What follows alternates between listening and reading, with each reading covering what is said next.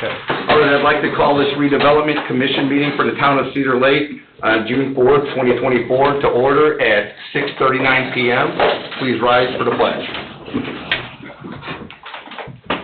I pledge allegiance to the flag of the United States of America and to the republic for which it stands, one nation, under God, indivisible, with liberty and justice for all. Can I get a roll call, please? Mr. Carnahan? Here. Mr. Rapupido? Here. Mr. Parker? Here. Ms. Dixon? Yes. Here. Ms. Rivera? Here. Mr. Becker? Here. Mr. Teal? Here. Ms. Haskell? Here. Mr. Vassar? Is absent. Ms. Stamper? Present. Mr. Bungie? Present. Mr. Ashton? Present. Ms. Hynek is present. All right, thank you very much. All right, we'll start off with the consent agenda, the approval of the April 2nd, 2024 meeting minutes and the claims, Fund 404 in the amount of $1,163.82, and Fund number 804 in the amount of $37,535.19. Do we have any questions? I'm just going to comment on the claims for VS Engineering. That's for $36,022.69, and that's for the sidewalk project. And we've got to pay that, and we've never approved that project yet.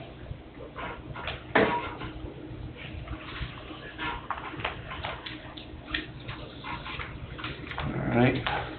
Is it complete? Is it ongoing? It's ongoing. They're still doing preliminary engineering. Do we need to continue along with that? So We have that's been what, instructed to move forward until we're told stop, as far as I recall. So these claims are for preliminary engineering that was previously approved. My understanding last time Mr. Hollingsworth was here was that they were looking for some direction from the commission on whether or not you were going to continue and eventually go into construction of the project. And there were reports that weren't filled out in 2023, and we lost the project, and then Jeff went in February and appeared before Northwest Indiana Regional Planning and got it reintroduced, but it's a year later. Reopen. And that is the purchase order for $110,000 to receive reimbursement for preliminary engineering. In my discussions with the representatives from INDOT, as soon as you start putting claims in to get reimbursement on the preliminary engineering, you've put your hand in and you've committed to the project until the end of the project. If at any time after we've accepted any of the reimbursement monies, you decide not to move forward with construction, we have to turn around and pay those monies back. And Jen got certified as our representative now because Chris was the representative, right? I am the ERC for the community, yeah. My concern ongoing, and I don't think any of us has had an opportunity to look into that yet. Maybe Dave can answer the question. He might be the only one in the room that can answer the question. If you know, is and I'm all about making that sidewalk link from the east side to the west side. The only problem with it was that it was going to be for 10 feet wide, and we don't need a 10 feet wide sidewalk. There wasn't the only problem, Bob. Yeah. There was a whole Well, but in slew of talking problems. with Tim, this was a recent revelation within the last week, is that was previous council's direction, was to engineer and do all that to a 10-foot sidewalk. Yeah. So can we not take the time to review this and? Well, we need to, because there was an agreement made with the IURC to loop the water line from the east side to the west side as well.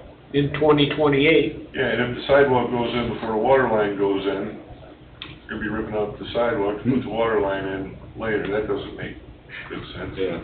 So, who knows what's going on with this, Don? He does, I wouldn't proceed with it. No. There's, and/or nursing. 3 places. I know there's, yeah, I think we should just take the time to discuss this. I agree. We can ask B&F to be here at the next council meeting in 2 weeks. Yes. We didn't know what we got.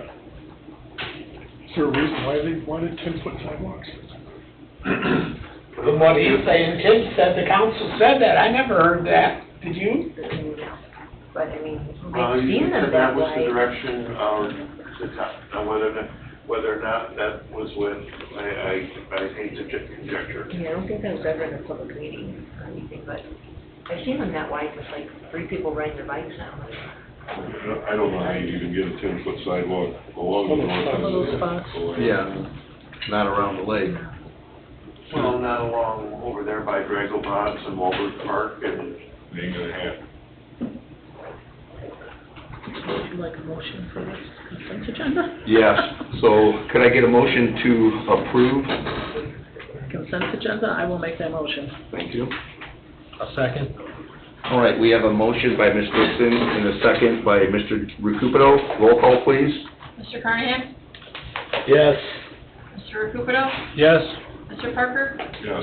Ms. Dixon? Yes. Ms. Rivera? Yes. Mr. Becker? Yes. Mr. Teal? Yes. Motion carries 7-0. Moving on to new business, nominate the Explore Everyday Community Recognition Q2 recipient, Kelly Colonel or the Hill. Do we have any discussion on that? What we? Okay, I'm talking about, Okay. I'll buy something on it. I'll nominate the Hill, Catherine. All right, do we have a second? I'll second. All right, we have a motion to nominate the Hill by Ms. Rivera and a second by Mr. Becker. Can I get a roll call, please? Mr. Carnahan? Yes. Mr. Recupero? Yes. Mr. Parker? Yes. Ms. Dixon? Yes. Ms. Rivera? Yes. Mr. Becker? Yes. Mr. Teal? Yes, motion carries 7-0. So I know in the past, so who's going to be sending them the letter? Will that be Cheryl or? I will. You can? Okay, thank you. And that will be presented at the next meeting. I don't have the calendar in front of me. July 2nd. Thank you. All right, moving on to item 2, resolution number RDC 2024-1, the capture of incremental assessed values within the 133rd Avenue Economic Development TIP allocation area. Dave, would you like to start with this, or should I have Chuck read the? If you'd read the title, please. All right. Resolution number RDC 2024-1.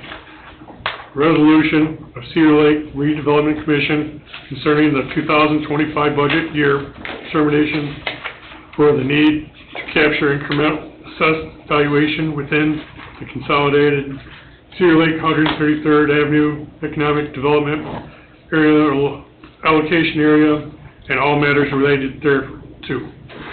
Thank you.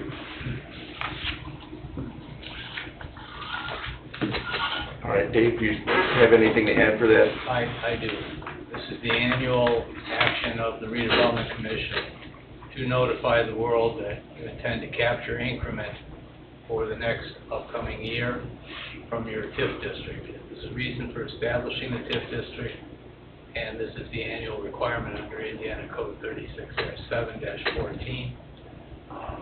With your consideration of doing so, you will preserve the collection of the TIF revenues on a semi-annual basis, and you will have the funds available from those distributions for your debt service and your obligations for which those funds have been collected. Thank you. And then the worksheet for this is on page 5 for this one. Pretty sure we all had a chance to review that. Any questions?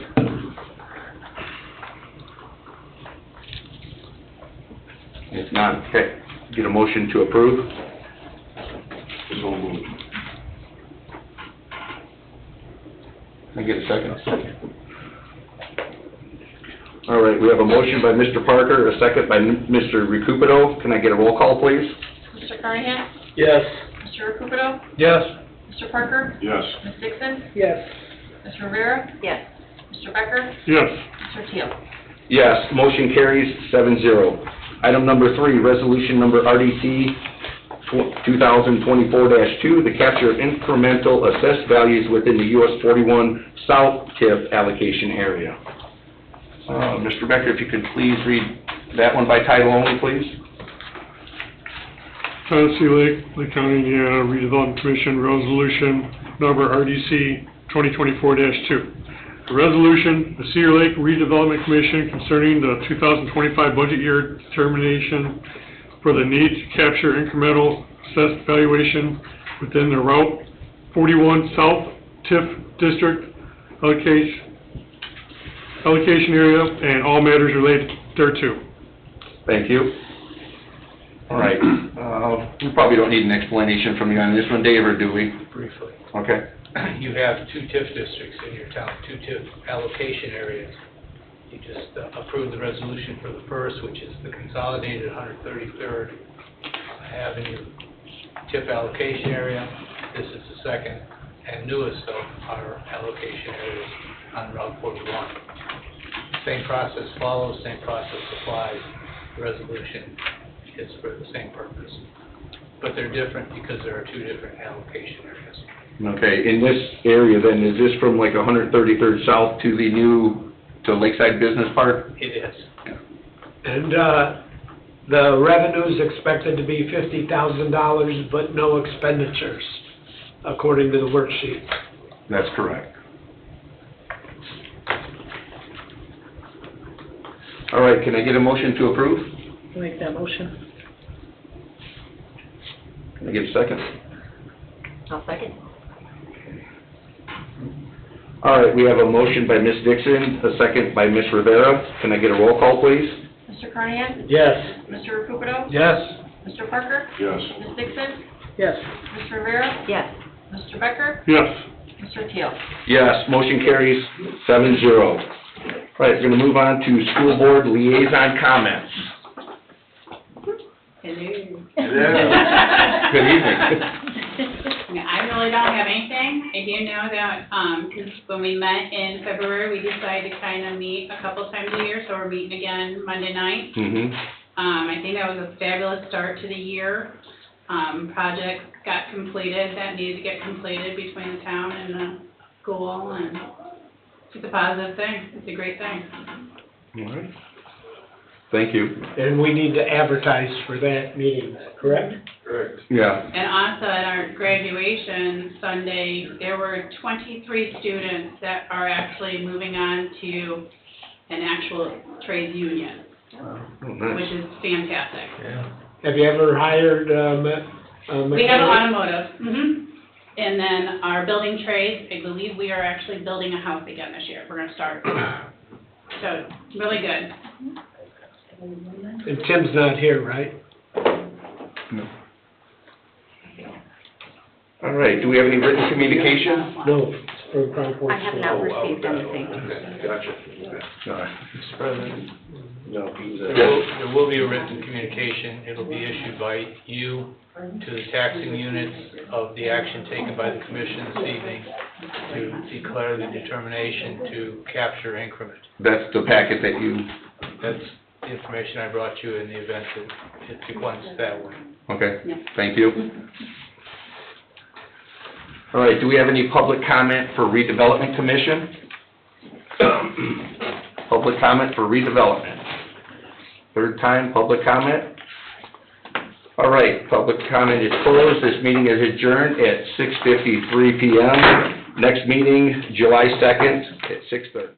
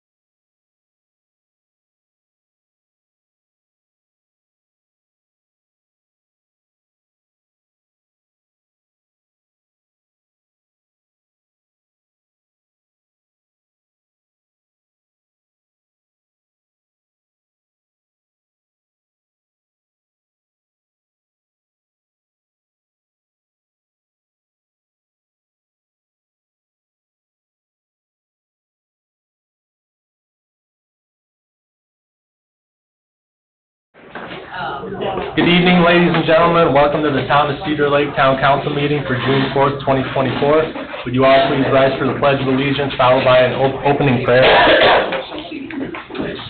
Pledge allegiance to the flag of the United States of America and to the republic for which it stands, one nation, under God, indivisible, with liberty and justice for all. Gracious God, we ask your blessing this night as we gather together in this place. We're thankful for your presence. We're thankful for those who have gathered, our elected leaders as well as citizens who care about the ministry of this place and share together in the fullness of your grace as we share together in the business of this community.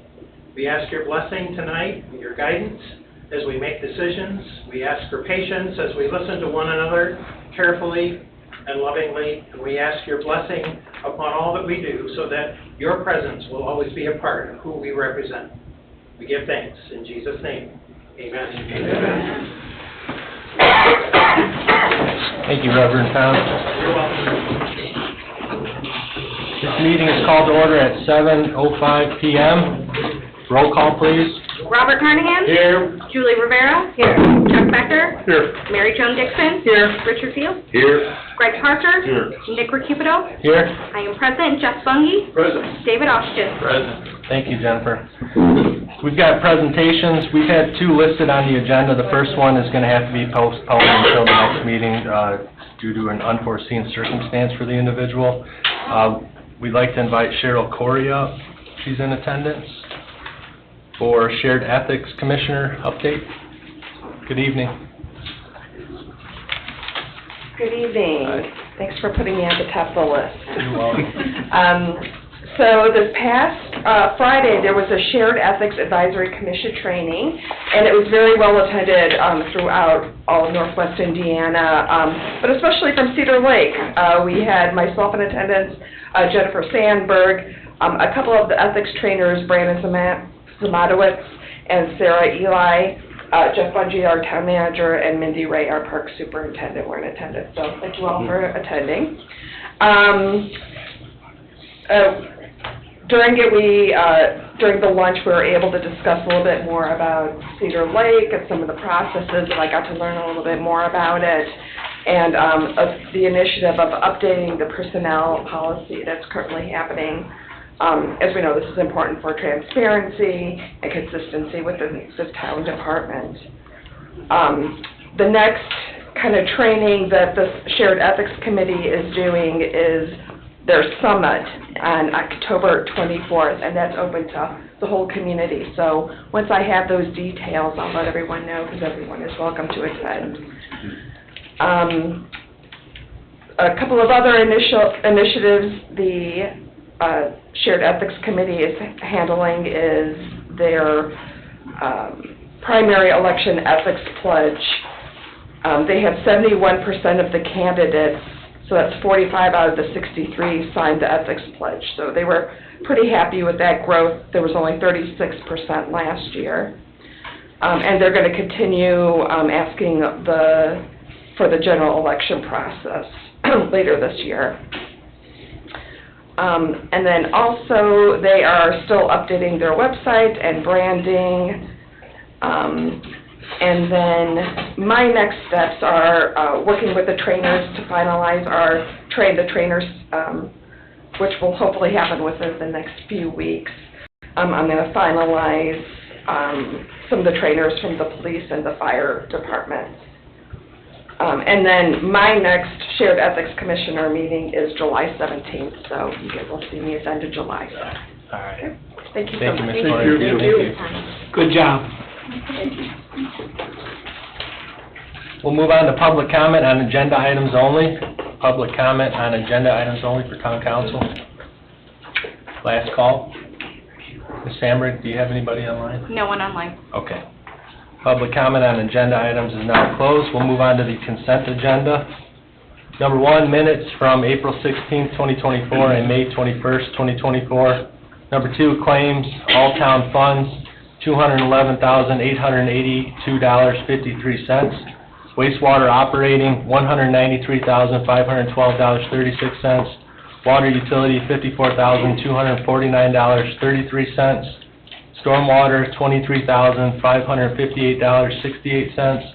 And payroll, May 23rd, 2024, and May 31st, 2024, $289,951.27. Do we have a motion to approve the consent agenda? So moved. Do we have a second? Motion made by Mr. Becker, seconded by Mr. Parker to approve the consent agenda. Any discussion?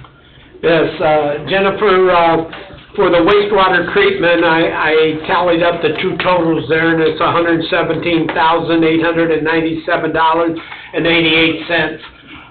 Now, that's all we pay for 1 month, correct? Yes, one of those bills is related to outstanding debt obligations with the SRF, and the other part is the estimated charges for monthly operations and maintenance. And one of the council members said that we are paying $75,000 a month, and we do a true-up, which determines what we've used over what Lowe's used, and that person told me that we probably ought to be paying $5,000 to $7,000 more dollars a month. It's a little bit less after I spoke with Sue. Okay. Yeah, because I didn't want to mention your name, Rich. Yeah, that's fine, but yeah, and it is a little bit less from the first calculations that we were looking at, but last time I spoke with Sue, but nevertheless, it is a little short, but not as much as what first thought. So there will probably be, because we only started paying the $75,000 June of last year, so, and we still do not have the true-up in hand, so there probably will be a reimbursement that is owed for the year 2023, but the budget that was approved for 2024 is actually less, so, you know, over the next 2 years, it kind of remains to be seen. And the reason why I just mentioned this, I just want the public to realize that we're paying $117,897.88 a month, and it's not cheap. No, but again, only $75,000 of that is your estimated charges. Right. The remaining $42,897.88 is related to debt obligations. Yeah. And we're faced with the potential of that going up. Just trying to be transparent to everybody, and then I'm also going to mention another thing here. I think your town council is probably more transparent than any other town council that I've attended meetings to. We let the public talk in the beginning, we let them talk sometimes during the meeting, and we allow them to talk after the meeting. There's some that don't even allow that. Yeah. Makes for some long meetings, but it's necessary. Yeah. All right, thank you, Bob. Thank you, Jennifer. Any other discussion? Roll call, please. Robert Carnahan. Yes. Julie Rivera. Yes. Chuck Becker. Yes. Mary Jo Dixon. Yes. Richard Seal. Yes. Greg Parker. Yes. Nick Recupido. Yes, motion carries 7-0. Mr. Chairman, Yes, sir. for some reason, we were supposed to do a swearing in tonight. I don't know why it did not get on the agenda. I wasn't I looked aware. at the agenda while I was on vacation, but, Okay, can we is there amend any way it? we could do it, or? I'm not prepared. I was not asked to do an oath of office this evening. Could you go get it and? Yeah. You're gonna have to give me like 10 minutes to go into my computer to get everything printed out and stuff. I'm not prepared. It was not sent to me. Who's it for? Yeah, who are you swearing in, Chief? Who's that? Oh, Connor Riley. Connor Riley? Okay. Can the paperwork follow or trail the act? I So, yes, I don't have it memorized. I can't. I'm sorry. I mean, I memorize, Yes, bud. I memorize a lot of things around here, but the oath of office I do not have memorized.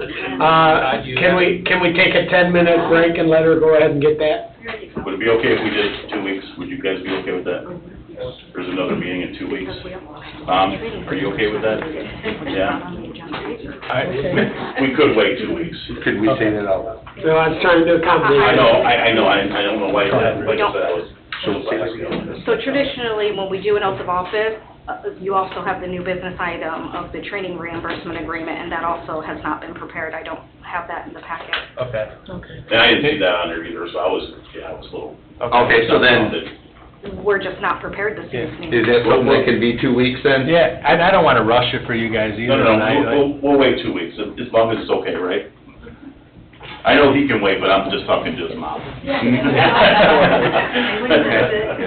Okay, all right. Yeah, we apologize for the confusion. Yes. We'll make sure that's good. I didn't even, I thought. If I could request, since we are still kind of going through a transition phase, if there are items like that being requested to be put on the agenda, could I also be CC'd on any emails? That way I can follow up. Yep, we can do that, right? Okay. Thank you, John. Okay, number 1 of ordinances and resolutions is ordinance number 1488, regulations for bus vehicles and the discharge of passengers. This would be the second reading. This item was deferred on May 21st, 2024. Mr. Parker, would you mind reading this one by title only, please? Town of Cedar Lake, Lake County, Indiana, ordinance number 1488. An ordinance of the Town of Cedar Lake, Lake County, Indiana, establishing regulations for bus vehicles and the discharge of passengers to ensure the health, safety, and welfare of residents and visitors to the Town of Cedar Lake in all manner related thereto.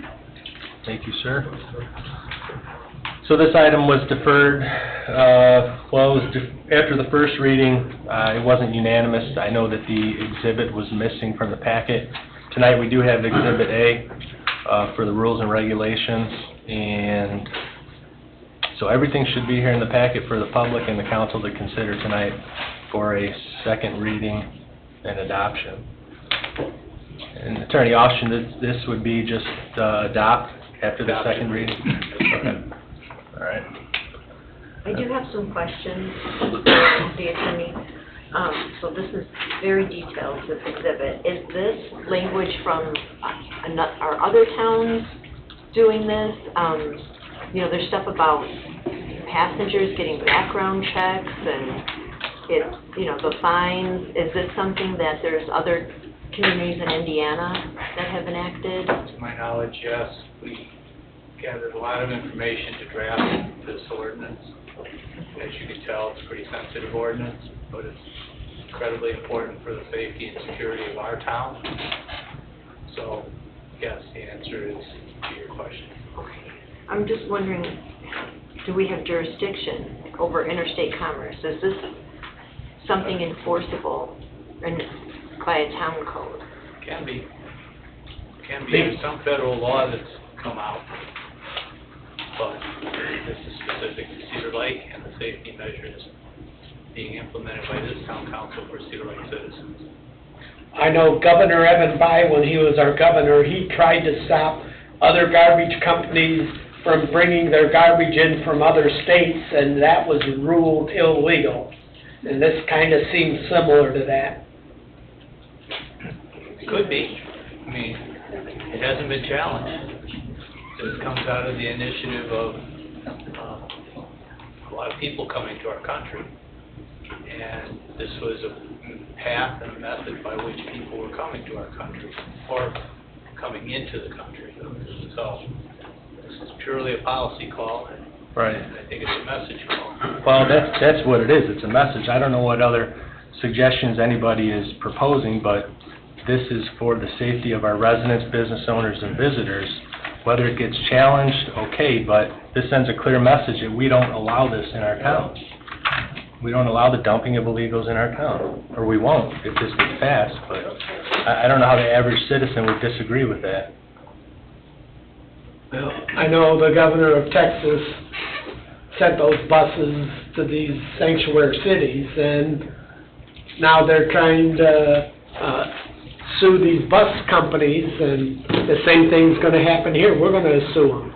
Or hopefully we never have to see one. Yeah. Because there's a message sent that we don't allow it, and there's serious consequences if it does happen. I think that's the gist of it, Dave. I'm just going to play devil's advocate. How do the bus companies know that Cedar Lake, Indiana has this ordinance? If they're using Cedar Lake, Indiana as a depot for deposit of people, they should know. they're in business, they're interstate commerce, probably, if they're a bus company, and they're responsible to know laws.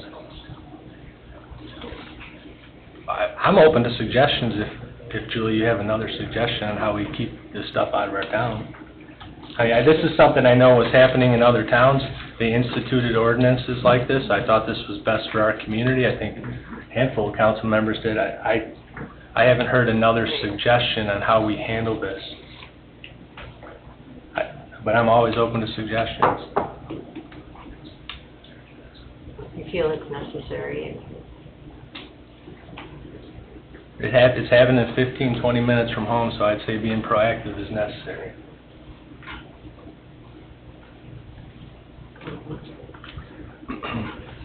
Our police chief and fire chief have already made it clear they cannot handle this type of situation. I've consulted with Chief Wilkening and Chief Fisher, and they said we don't have any means of handling this, so. Mr. President, I'd like to make a motion to approve ordinance 1488 as presented. I'll second it. Adopt second reading. Okay, adopt and second reading, sorry. Okay. I'll second it. You'll second it? Okay, we have a motion made by Mr. Teal, seconded by Mr. Becker to adopt on the second reading ordinance number 1488. Any discussion? Roll call, please. Robert Carnahan? No. Julie Rivera? No. Chuck Becker? Yes. Mary Jo Dixon? Yes.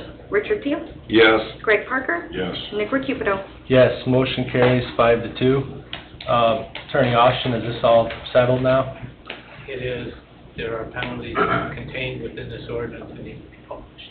Okay. Whose job is that? Whoever gets assigned. Ms. Sandberg, is that you? I mean, in the past, it's been David, but if you want me to, I can. I'll take care of it. Either one of us. Dave's got it? Okay. Dave got it. All right, thank you. Thank you all. Number 2, ordinance number 1489, special events amendment. This item was deferred on May 21st, 2024. We have not had a reading on this ordinance, Ms. Sandberg, yes? Or that was Upon my approved? review of minutes, I have not seen a first reading. Okay. Can we get reading by title only, Mr. Parker, for 1489? Town of Cedar Lake, Lake County, Indiana, ordinance number 1489. An ordinance amending town ordinance number 1478, being an ordinance amending town ordinance number 1465, being an ordinance establishing chapter 103 of Title 1X, and amending chapter 99 of Title 1X entitled General Regulations pertaining to policies and procedures for permitting special events within the town of Cedar Lake, Lake County, Indiana. Repealing all ordinances and town code provisions or parts thereof in conflict herewith and all matters related thereto, and repealing all ordinances and town code provisions or parts thereof in conflict herewith and all matters related thereto. Thank you, sir. We've had some lengthy discussion on this item as far as getting it fine-tuned. The amendments that were made on it, Attorney Austin, would you be able to go over that? I think there was one item that was left outstanding that was up for the council to consider. This ordinance primarily addresses the administrative handling of a special event permit application made in our town, requiring the administrative staff responsible under the supervision of the town manager to timely process such special event permits and to do so in an expedited fashion, not prolonged. The open item is not really an open item. It's a time period for no less than a number of days for processing from filing to action, either issuance or denial on the special permit application. Having thought about this, and I know it's been talked about by among you, perhaps 7 days, possibly 10 days, seems to make sense as an outside number of days that covers a full work week in most instances. But that's your call. That's why that space holder's been like it has been for a couple of your public meetings. Okay. I'd like to suggest 10 days, because if the person in charge of this happens to be off for a week, the 7 days doesn't really help us out, if we're including weekends in our count. I agree. That would make sense. 10 days. If in fact you have a number of days, perhaps Nick would like to solicit a motion to add a number of days to fill in the space holder. We'll take a vote on that and then act on the ordinance as completed. Mr. Kubiak? We have department head, or all department head meetings every 2 weeks, you know, the Tuesday before the council meeting, so like 14 or 15 days, like we're all the department heads who sign that are in the same room, you know, once every 2 weeks, so like that would make sense as far as Kirsten not chasing everybody around to sign off on these things. I think 6 people sign them at the end of the day, so just something, I mean, of course, obviously, if it's, you know, the longest would be that, but she's been getting them done pretty quickly, but we're all at the same space at the same time, you know, every other Tuesday, so that makes sense in the world of her chasing everybody down to try to get everybody to sign them, so just, I mean, if you're at 10 days anyway, it just seems to make sense, I guess. Okay. Just FYI. Yeah, all right. Thank you. And may I speak on that too? Please. I'm not 100% sure of the verbiage in this, but when someone is presenting a special event permit, they are also required to present their, if it's food, they have to have their Lake County Health permit included, if they want to have food vendors there, and they also have to have their certificate of insurance listing the town as additionally insured on some of these if they pertain to town grounds. The processing will not begin until we have all documents. So I don't know, is that very clear in the verbiage, Mr. Austin? Because they can drop off a half packet and it's not going to be seen and signed off on until all items are met. I drafted this in the direction of the town council to get the process moving more efficiently, more smoothly, more timely, and more appropriate. We had some snags here, I think. Yeah, one of the snags was the food permits being that they're only issued for 30 days. And so if we take 2 weeks to review it, now they have their permit in hand, we're back at square one. You know, so. So the goal is less snags. Correct. Yeah.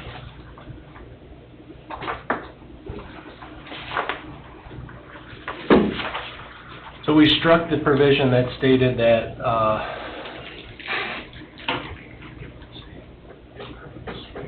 that it needed to be filed 30 days in advance, so we got that out of the way.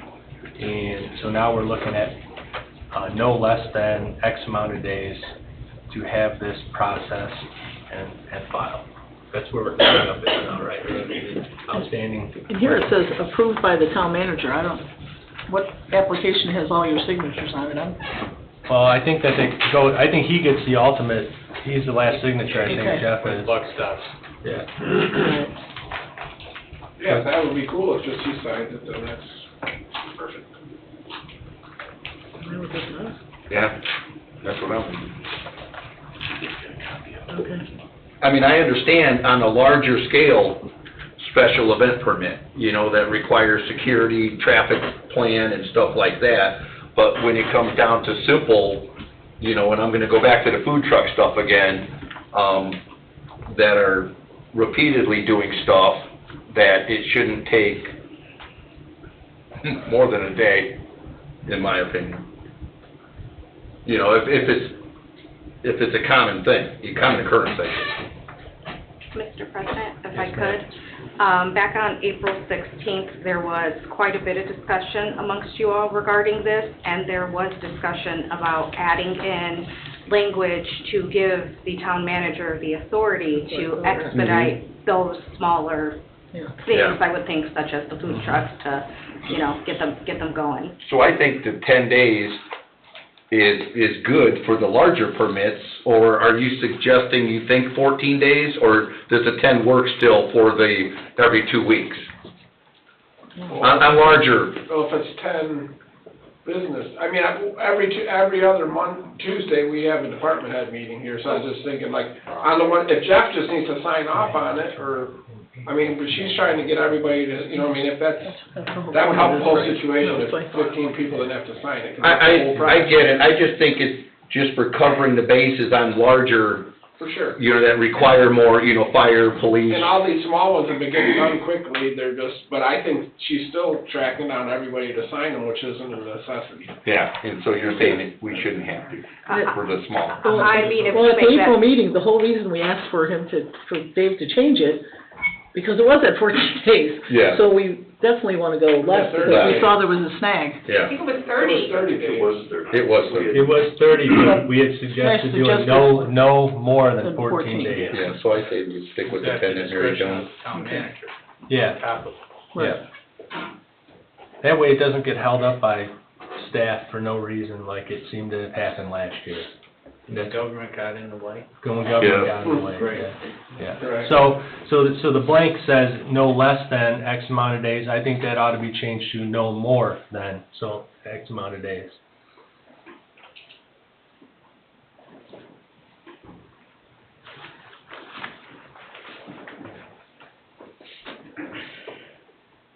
So it's 2 weeks, does that seem to be the consensus? So I think the 10 days that. Or 10 days? 10 days. 10 days? Okay. So how do we handle this, Attorney Austin, with the amendment to it? As far as, we had the reading, So it's a vote on the amendment to be made in section 1 of the ordinance, Okay, and then once that's done, go through the approval process of the ordinance. to approve the reading, first reading? Yeah, first and or second if you're ready. Okay, It is summertime. okay. Would someone like to make a motion to amend the, section 1 permit required timeline? I'll make a motion to approve ordinance 1489, special event, section 1. I think you want to say it I was gonna add amended. that, I was gonna say that. Okay, I think we have to vote to amend it first, or do we? I can't- She said it. Okay, I I'm was gonna sorry. add it. I'm sorry. No, that's fine. Now I feel, I'm gonna start over, okay, Yeah, I'm that's sorry. all right. No, that's right. Ordinance 1489, special event to amend section 1, which would include more than 10 days. No more. No more than 10 days, I'm sorry. I'll second. Okay, we have a motion made by Ms. Dixon, seconded by Mr. Teal, to amend section 1 of ordinance number 1489 to state that the special event permit shall be filed prior to the outdoor event or special event occurring and processed and administered in a business-like manner by the town administrative staff under supervision of the town manager in no more than 10 days. Is that correct, Ms. Dixon? Yes. Okay. Business days or regular days? Business days? And then we're back in 2 weeks. Better back to what you All right, Or no, I mean, I'm just asking. Yeah. Sorry. 10 I days. know our other things say business. 10 days? 10 days. Okay. We have a motion and a second. Any discussion on the motion? Yes, this is just to amend the language, or is it to amend and approve Just to amend the language right now. Okay. Yep. Okay, roll call, please. Robert Carnahan? Yes. Julie Rivera? Yes. Chuck Becker? Yes. Mary Jo Dixon? Yes. Richard Deal? Yes. Greg Parker? Yes. Nick Recupido? Yes, motion carries 7-0. So we've had the first reading of the ordinance. Anybody like to make a motion to approve the first reading of ordinance number 1489? Motion to approve. Do we have a second? I'll second. Motion made by Ms. Rivera, seconded by Mr. Becker to approve the first reading of ordinance number 1489 with the approved amendment. Any discussion? Roll call, please. Robert Carnahan? No. Julie Rivera? Yes. Chuck Becker? Yes. Mary Jo Dixon? Yes. Richard Deal? Yes. Greg Parker? Yes. Nick Recupido? Yes, the motion carries 6-1, so to assume we're to have this item on the next agenda for consideration and second reading? Okay. All right. New business, number 1, rescind offer of full-time employment offer to Mark Whitlock. This is a fire department item, favorable recommendation, 4-0 from the Board of Safety on April 24th, 2024. This item was deferred by the town council on May 21st of 2024. Chief Wilkening? Yeah, can I offer an explanation? So, we offered this gentleman a job, and it was rescinded by the Board of Safety because we were in the middle of going through a new policy change on the agility test that we're requiring. Long story short, we've worked on it for quite a while. The subject did take the agility test, an approved agility test that is required, and passed it. And in the discussion I had with President prior to the meeting, he said take it back to the Board of Safety for approval.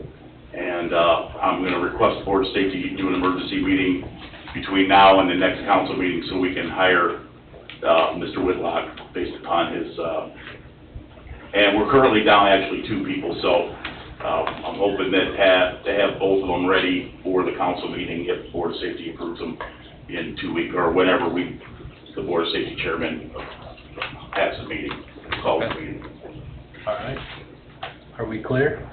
So this is going to be, if it's the board's pleasure, it's going to be rescinded, and the Board of Safety has to start back up at the Board of Safety like it did before. Has to reapprove it, yeah. Reapprove it. Because they actually rescinded it. Yeah. So it needs to be reapproved by the Board of Safety so that it can come back to you guys.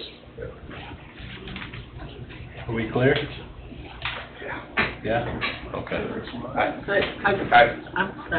Yes and no. Okay, Okay.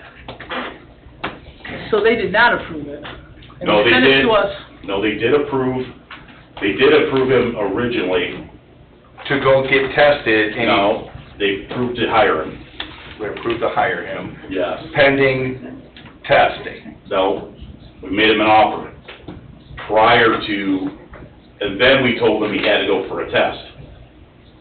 Based upon the fact that we were working on the actual policies at that time. The Board of Safety told him that he had to go for that test. So he did. He went to a testing center, did not pass it the first time. Then we provided a CPAT test that we offered another employee that came back from being ill, the same exact test, which is the same test, and he passed it. So now what I'm asking for is we rescind it tonight and after having a conversation with him and the Board of Safety chairman, he'll have to go back before the Board of Safety for approval to hire him. Nick, you want to read the letter from Norm? Oh, the letter that's in the packet? Yeah. Dated April 24th, 2024, to the Cedar Lake Town Council from Cedar Lake Board of Safety. Withdrawal of conditional full-time employment. Dear Cedar Lake Town Council, at the April 24th, 2024 Cedar Lake Board of Safety meeting, the board discussed their action to withdraw the conditional full-time employment offer to Mark Whitlock based on him not passing the CPAT testing.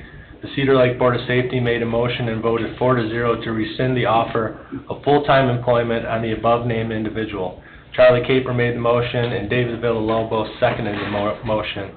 Signed sincerely, Norman Stick, Chairman of the Board of Safety. Thank you. You're welcome.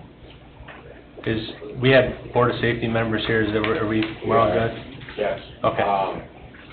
Mark, from my recollection, he failed 2 attempts at the test to begin with, at the maximum, correct?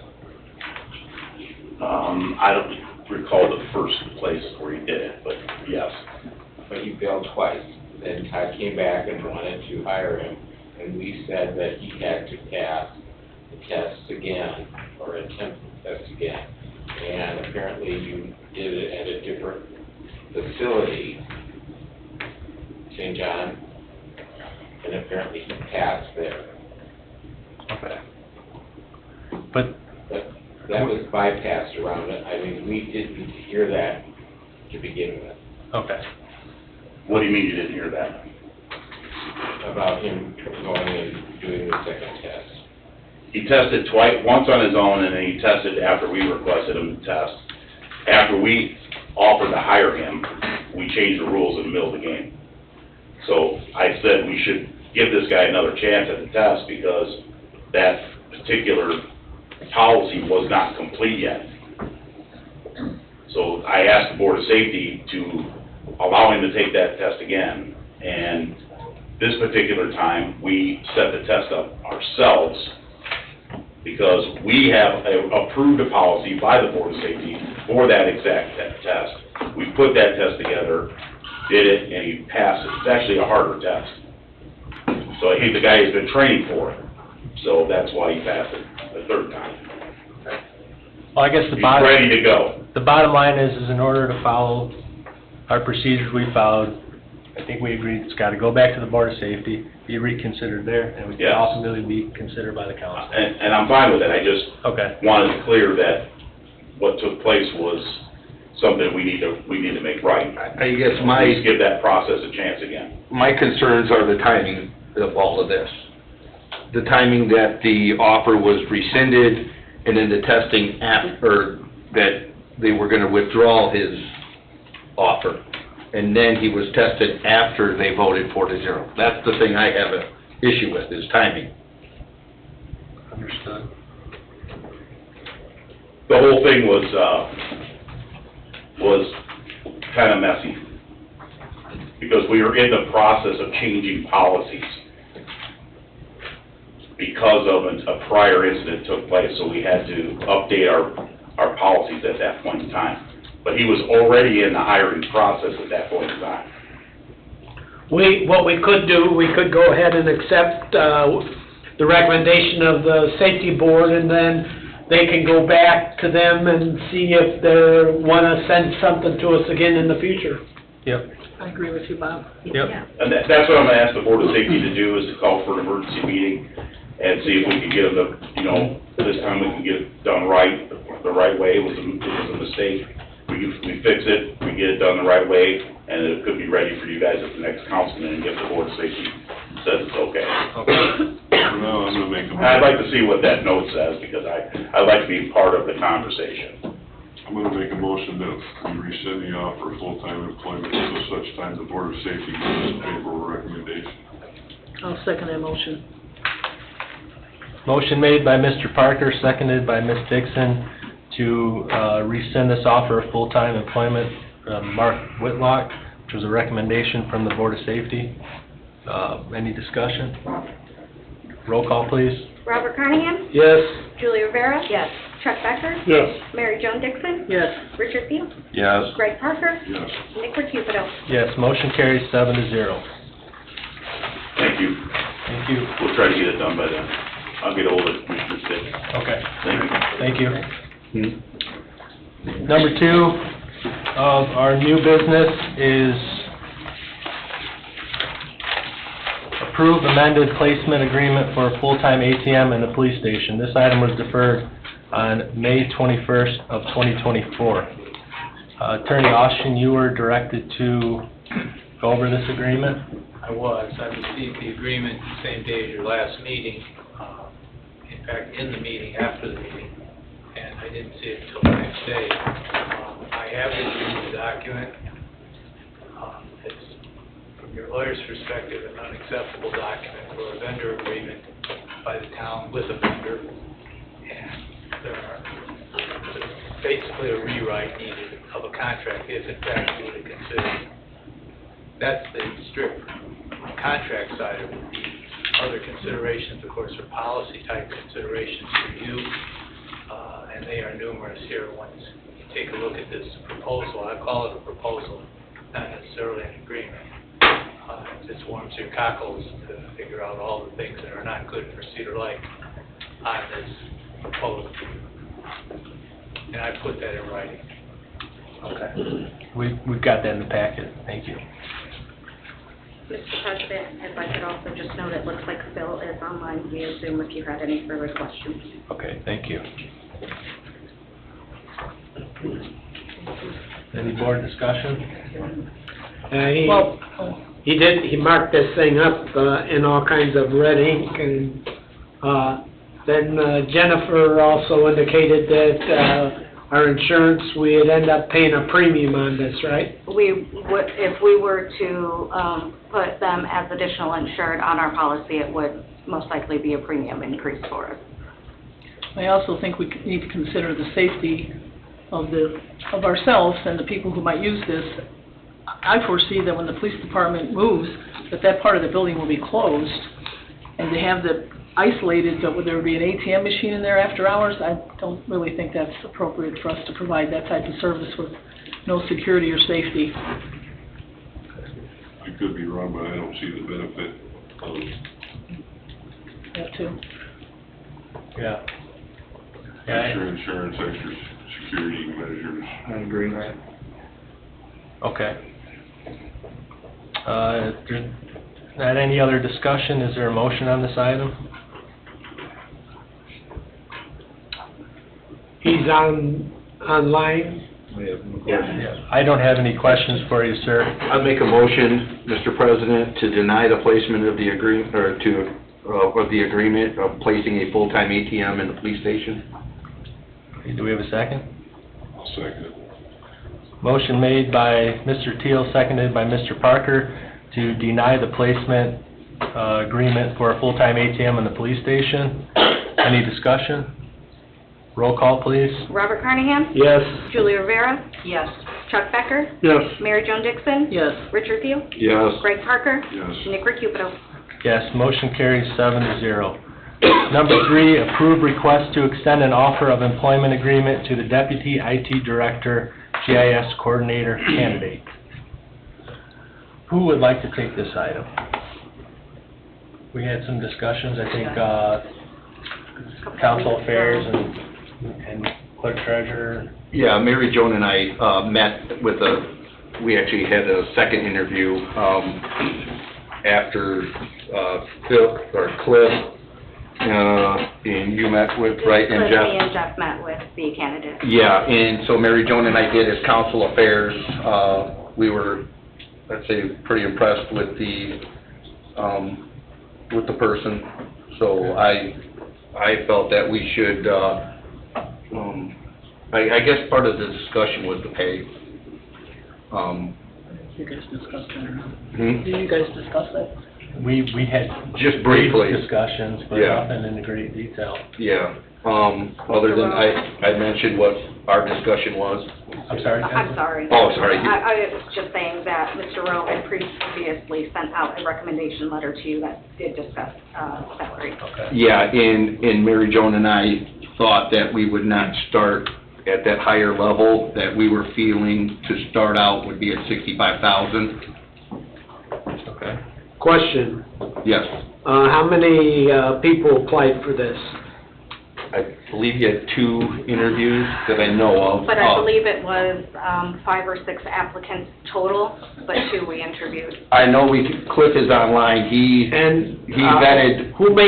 Did somebody make a recommendation? Yes, so Mary Joan and I got the recommendation from Cliff after their meeting with Jeff and Jennifer with 2 of the candidates, because a few of the other ones, they didn't even bother interviewing because I guess we could let Cliff explain it a little bit better. Gave them many dates to choose from, and they did only 2 chose dates. That's pretty much it. For interviews, Cliff? Is that what you said, the date? Okay. Yeah, so Mary Joan and I were quite impressed. We had probably a 30-minute conversation with Mr. Holste, and then afterwards we discussed some more with Cliff on the added benefits that, you know, this is something we should have definitely done a little while back, Okay. and there's a definite need for it. So when we approve to extend an offer of employment in these motions, because this will probably be the first one I've been involved in, do we approve details of this extension, dollar amount, what do we do? No, I mean, because there was such a talk on salary with the recommendation Council Affairs has now given you, I would make that part of the motion. Everything else is kind of our standard onboarding that upon approval, we'll move forward with onboarding. Okay. But standard onboarding, it doesn't necessarily include job position description, that needs to be specified and tied into the responsibilities of the new employee. Well, we do have the job description on the books, so. Yes, we and that do. was, Okay. so if Dave, there's could you use updates the to microphone? that. I'm having a little trouble hearing you. I'm having trouble. Yeah, every day Okay. could be wrong. Yeah, and I believe I shared it with all the emails that we've been receiving lately. It may have gotten buried in everybody else's emails. And is he acceptable to the 65,000? We did not discuss that, but in his application, he did have a dollar amount on there, and this is more than what his acceptable, higher, if that's the right way to put it. He did put a lower amount. Cliff, was a little higher than what we were thinking. Mary Joan and I were thinking right off the bat, we should start with 65, and then as things work in, we can go up from there. We don't want to start off with the high side.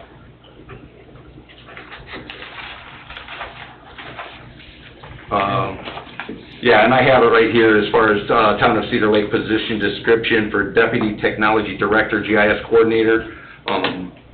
If anybody wanted to get copies of it, as far as general purpose, Deputy Technology Director, GIS Coordinator, is a member of the department's administrative team who works closely with the town manager, Technology Director, Planning Director, Director of Operations, Chief of Police, and Fire Chief of the Town of Cedar Lake to sustain and grow programs and services. And there were a lot of good ideas that he came up with that we currently do not implement, such as potholes. Like if we have a pothole issue, there's something that we can have on the town's website which does geocaching to where a resident can go and take a photo of it, and it'll geocache to where it can help out public works, street departments, and stuff like that. If there's vandalism in parks and stuff like that. So this was all stuff that was brought to the attention of us during the interview, and we thought it was quite impressive what he came up with. I think what we have to understand is safety and technology it's got to be risen up with our priorities because of all the technology and, what people can, that's our town, all that out there. We have to protect it, and having Cliff do it alone is just too much. I mean, he's doing a great job, but, you figure when he's on vacation and we have to Zoom in meetings and things like that, he has to take care of all that. So this, not only does it help him, but it also gives us another person to support our, technology and our security and all our documents, everything. And we do have money budgeted for this, correct? It was Correct, it was budgeted, yep, budgeted. and the salary ordinance was updated, so if it was the council's pleasure to approve, we'd send out a conditional offer of employment tomorrow and then work to get them started. And this is something that all employees have to sign usually on whatever their job Yes, description is, right? it's part of all the onboarding paperwork. They sign that they have read, reviewed, and are accepting of the job description. Very good. Any other discussion on this item? If not, do we have action? I'd like to make an offer, I would like to make a motion to offer employment for the Deputy Technology Director, GIS Coordinator candidate, at the salary of $65,000. I'll second.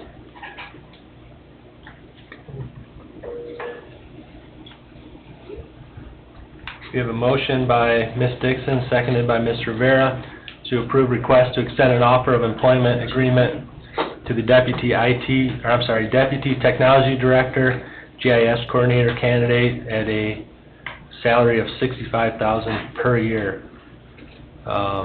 Any discussion? Roll call, please. Robert Carnahan? Yes. Julie Rivera? Yes. Chuck Becker? Yes. Mary Joan Dixon? Yes. Richard Field? Yes. Greg Parker? Yes. Nick Recupedo? Yes, motion carries 7-0. Thank you.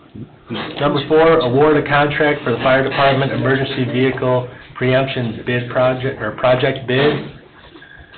We have a letter in here from Christopher B. Burke Engineering dated May 7th. It is addressed to the Town Council. There were 2 bids on this project, one from Midwestern Electric Incorporated at $72,061, one by Hawk Enterprises Incorporated for $59,308.80. The final engineer's estimate for this project was $50,730 without contingency. So both bids came in higher than the engineer's estimate, one quite a bit closer than the other. And this is for, Chief, this is for the new station, I assume? Activate the streetlights. For streetlights, okay. Now, which streetlights does it activate? Well, there's supposed to be two, lights out there, one on both sides of the property, to turn them red eventually. But we also have to have the preemptor inside of them. I'm sorry, but, That is the project, installing those two red lights and also the detection. it's part of it. So, Okay. deal that turns them on and off. Could have handled this whole thing, this didn't have anything to do with Okay. the fire department. So this stops traffic on Moore Street, north and southbound for Yeah, equipment to get out? this is a technology thing. Okay. It didn't get figured in with the build-out of the project. I believe it is in, but I think it was just, No. did separately. It's Wasn't it, Cliff? I'm not It's sure. not part of the It's original not part of the- project budget, so it would have to come from any contingency monies available. This whole thing was news to me, so you. That's news to I have me no too. idea what's going on with it. I didn't either, I had no idea either. I asked that question, it was not included with of Don from Christopher Burke, it was not included in the project, so I figured it kind of would have been, but. I did know at one time, this was discussed during the project, that we're gonna have to have the lights with the preemptor. Okay, I don't so know who moved forward with it. but- I know, where does the contingency money come Where's from? this, yeah. So my understanding that within the project budget, that there was some contingency monies in there for anything that may arise with the project. My understanding is that if you were to award it to the lowest bid, it would be able to be paid for out of the contingency money, there would be enough. I apologize, Cliff, I thought you were handling this. And the contingency money is all came from the bonds? Is that what that came from? No project contract Yeah. for finance. Do we have an idea what this contingency amount of money is? Does this cover it, cover this amount? That is my understanding. I don't have a full dollar amount of what contingency monies were available on the fire side, part of the budget, but I can reach out to the owner's representative Because my tomorrow problem to is, confirm. this is contingency one, how many other contingencies is there gonna be for this situation? That's the frustrating part for me. Well, we still gotta do the street, widening the street, that wasn't figuring out in the project either. Would have come in the Well, are you fire. talking about the Constitution? Yes, Okay. That is a separate, project from Seabell that they're trying to get funding for. If we get funding for that, then there's a formula for, buy down with other agencies. I'm not ready to act on this without knowing how much money we got in the account and whether it can cover it and an exact dollar amount. How do we get that, Jennifer? You I can can get- reach out tomorrow to the owner's representative and get some, good figures for you guys and send that information out tomorrow regarding that. Okay. It's within the budget, I know that. It's within budget of the whole project, it's not outside of it. Because the contingencies, whatever contingencies we talked about in the past, with Chief Fisher and I both, did not take the project over budget in any way, shape. The contingency were given back to the project for upgrades or updates or whatever was needed. What was the contingency on it, like 10%? Well, one of the contingencies was, to put, heated floors in the fire station, instead of having the ventilated floors. That was a contingency. I know there was enough money in that part of the project to where we were able to do that. Where's the contingency for water?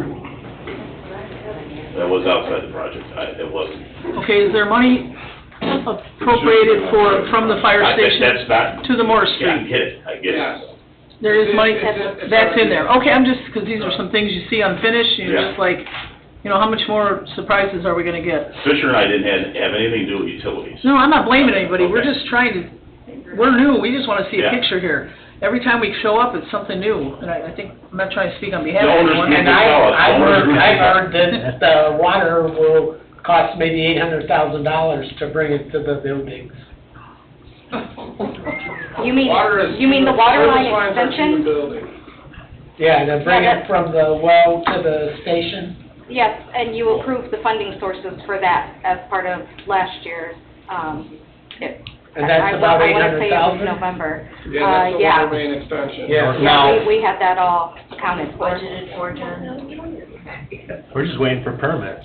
Yes, That's right. yes, From the but water the cash is sitting in the bank for that water line extension. That's the one that goes up Constitution. North and up there. Does it hurt to get some information in 2 weeks Well, on this? If I could ask, so I was at the building department meeting last Thursday, and from what I understand is we will be receiving some money back for the water meter. I'm gonna ask on Tim, because, the dollar amount for the Well, that's money that we have to give back to them. but it goes back to the fund that it, so it's, Correct. we're giving it back to ourselves. Goes back to the contingency fund, so correct, they overpaid roughly, I wanna say it was almost 80. it was about $80,000. Within the- in my mind, between the two, because originally they had paid, and this is on your agenda at the utility board meeting in 2 weeks, but originally they had paid for a 3-inch water meter for the fire station, along with 2-inch for water system development fees and sewer system development fees, and then a 2-inch meter for the police station. And in all reality, after they paid, got their permits and so on and so forth, they decided that 1.5-inch meters were adequate for both buildings. So the difference in system development charges, meter costs, came to 80 grand for basically. They still ended up paying for a 3-inch meter for the fire station because we ordered both of them when they picked up the permits. And we did receive we couldn't stop the 3-inch meter, so that was deducted off of, obviously, they were the ones that wanted to change it, but we were able to cancel the 2-inch meter that was ordered for the police department, so. But anyway, that's at your next meeting. It's on the agenda for utility board to refund that dollar amount back to the project from. Which that's where some of those funds could be used for the lights, is what I'm It's kinda getting not at. outside the budget. Right. I mean, that's, when the budget, when they started predicting where the budget was coming in, they told us, you have so-and-so amount of money for this and this and this. And I didn't handle that part of it because it wasn't part of the building, it was part of the street, but, I know that's how it works, how it worked throughout the whole process. We're becoming less, well, we were never pleased with this situation, but we're becoming less and less pleased with it. Greg, it's something we're gonna have to do, I know. no matter what, because Well, just to- geographically where that station sits, it's gonna be a nightmare to pull in and out of there. And I understand it. Well, just it seems that there's nobody protecting us in this process. Well, I mean, yeah. like, a lot of these things that we're talking about, you're like, how did this ever happen? So who's protecting us? I mean, we're paying professionals, but are they really looking out for the town of Cedar Lake? I ask myself. That was the discussion Mary Jo and I had earlier this week after I shared with her about the water meter, that if stuff like that was not caught, We thank you. you know, that doesn't mean we have to go right at the budget.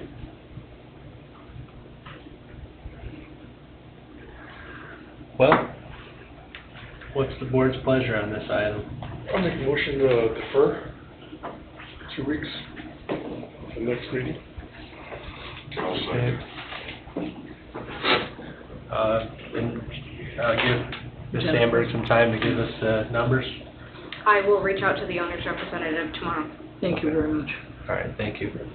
We have a motion made by Mr. Becker, seconded by Mr. Parker to defer this item to the June 18th Town Council meeting. Any discussion? Roll call, please. Robert Carnahan? No. Julie Rivera? Yes. Chuck Becker? Yes. Mary Jo Dixon? Yes. Richard Field? Yes. Greg Parker? Yes. Nick Recupido? Yes, motion carries 6-1. Number 5, approve the change order request. Number 2, change order number 2 request for the 2024 crack seal and pavement marking project from $158,918 to $160,488.92. Tim, I got it in the packet unless you got something for us. I can kinda I read. don't know I honestly don't know what the second change order was. I thought the first change order was for our change into thermoplastic, the recessed striping on the first. I don't know if just the quantity went over that little bit or something must have been. I didn't hear from So, Don. this is the letter that we received in our packet. The contract is modified as follows upon execution of this change order. Description: the balancing change order represents the final field measured quantities that were installed for the project versus the planned quantities. Additional arrows and stop bars were added at 133rd Morse intersection due to their faded condition. There was also an additional item added to the contract for 4-inch solid white pavement markings quantity that was installed. This is due to not all of the road edges being able to be recessed or grooved because the grooving machine was not able to line up level with all the old edge lines being replaced. Correct, so that's what it is, it's just the turn arrows and the bars that they, because I know originally TJ calculated the footage, to get that first change order. We stopped doing where the road's gonna be raised up and we did the recessed grooving, but he didn't include those stop bars or the turn arrows or any of that stuff in his bid, so that's what that extra is. So basically $3,369.17, is that what you're saying? Increase? Increase. Yeah, and then Jennifer has to ask the funds for this. Is it a matching? Yes, this was your 2023-2 CCMG project, so we received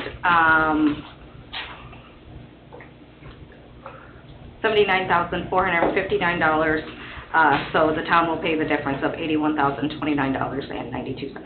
And that is appropriated out of motor vehicle highway fund. Okay, thank you. So the $3,369.17, we don't get a match on that. No, because you've already submitted all of your paperwork to the state, so So we'll have to you eat get what that. you get. Okay, and we have the funds available? Yes, we anticipated this getting paid out, so we do have cash on hand. Okay. There's no other discussion. Do we have a motion on this item? So moved. Do we have a second? I'll second. Motion made by Mr. Carnahan, seconded by Ms. Rivera to approve the change order number 2 request for the 2024 crack seal and pavement marking project from $158,918 to $160,488.92, with funds to come out of motor vehicle highway. Any discussion? Roll call, please. Robert Carnahan? Yes. Julia Rivera? Yes. Chuck Becker? Yes. Mary Jo Dixon? Yes. Richard Seal? Yes. Greg Parker? Nick Recupero? Yes, motion carries 7-0. Number 6, approve pay request number 1, final for crack seal and pavement marking project in the amount of $160,488.92. So moved. I'd like, Okay, I was gonna add something to it. okay. Well, we have a motion. Yeah. Do we have a second? I'll second it. And this is just to pay the money we just approved. Yep, pay it out. Yes, sir. So we have a motion by Mr. Carnahan, seconded by Ms. Dixon to approve this pay request. Discussion? I'd like it to add, we approved the ADA federal guidelines for handicap. Traveling around our community, we are not following those federal guidelines, so I want to make sure that's followed when they're marking this pavement. In future projects. Right here, why can't, right here, it says pavement marking. Is that part of the road, or is that a parking area? Is this gonna be marked for ADA? The road? This is all road. This is All roads? Okay, It's all just all right. road striping on 133rd. Okay. All right, thank you. We are doing all of that ADA, all the road crossings and curb cuts, and, we do that on every project, so redo the curb ramps and all of the new, I'm not saying they're everywhere, but I'm saying. Right, I understand, yeah. As all new projects are being done, they are being checked for that, and the tiles are being put in, we have uniformity, and we got all, everything is being addressed with each project moving forward, all of those are being done. You good? Okay, thank you. We have a motion by Mr. Carnahan, seconded by Ms. Dixon We've had discussion. Roll call, please. Robert Carnahan? Yes. Julie Rivera? Yes. Chuck Becker? Yes. Mary Jo Dixon? Yes. Richard Thiel? Yes. Greg Parker? Yes. Nick Recupero? Yes, motion carries 7-0. Number 7, approve 2023 CDBG Linsway ADA improvements, change order number 1 from $78,345.60 to $72,904.29. The contract is modified as follows upon execution of this change order. This balancing change order represents changes in contract planned quantities due to the actual final field measured installed quantities. Final quantities have been adjusted to balance out the project to establish a final contract value. So we're saving money. Nice. Yeah, so we got That's a switch. $7,000 credit. Okay. I'll make a motion to approve the reduction of from $78,345.60 to $72,904.29. Okay. Do we have a second? I'll second it. Doesn't seem right to save money, but. Let's do it. Even if it's wrong. Well, we have a motion by Mr. Carnahan, seconded by Mr. Parker to approve this change order number 1. Any discussion? Roll Sir, call. you need me to spend it? Roll call. Let's get this roll call in. Roll call, please. Yes.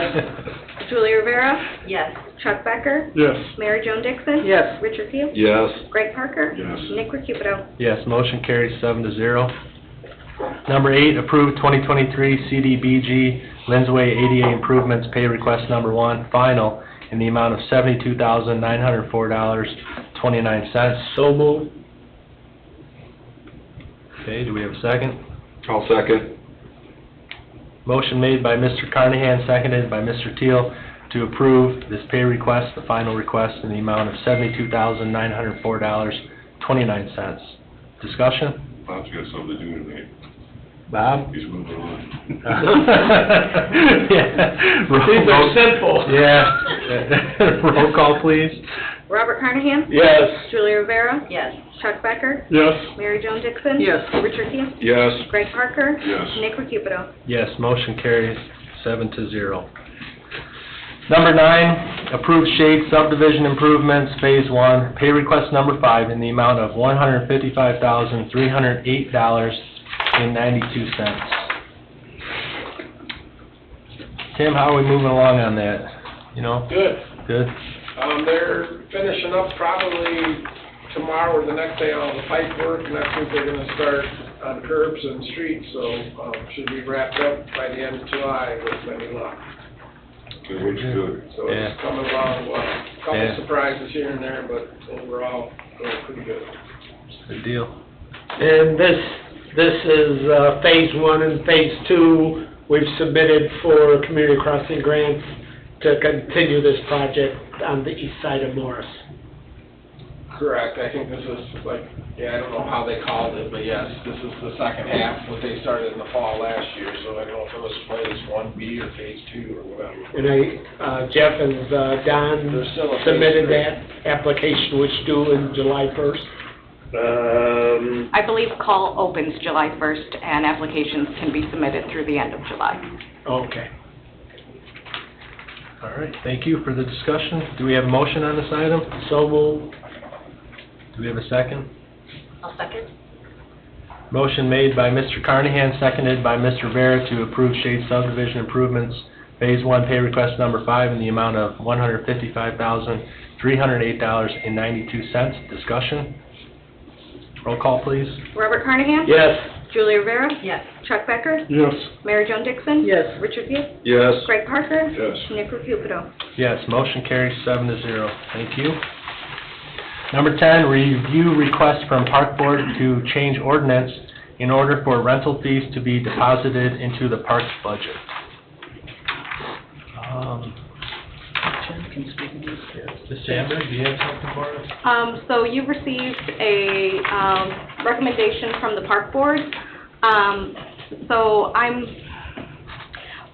guess my recommendation would be that this is not necessary, because the revenue from the shelter rentals goes into the general fund, and the Parks Department is a department within the general fund. So they benefit from all revenues hitting the general fund. Okay. All right. It's been going in the general fund forever. Previous to my time.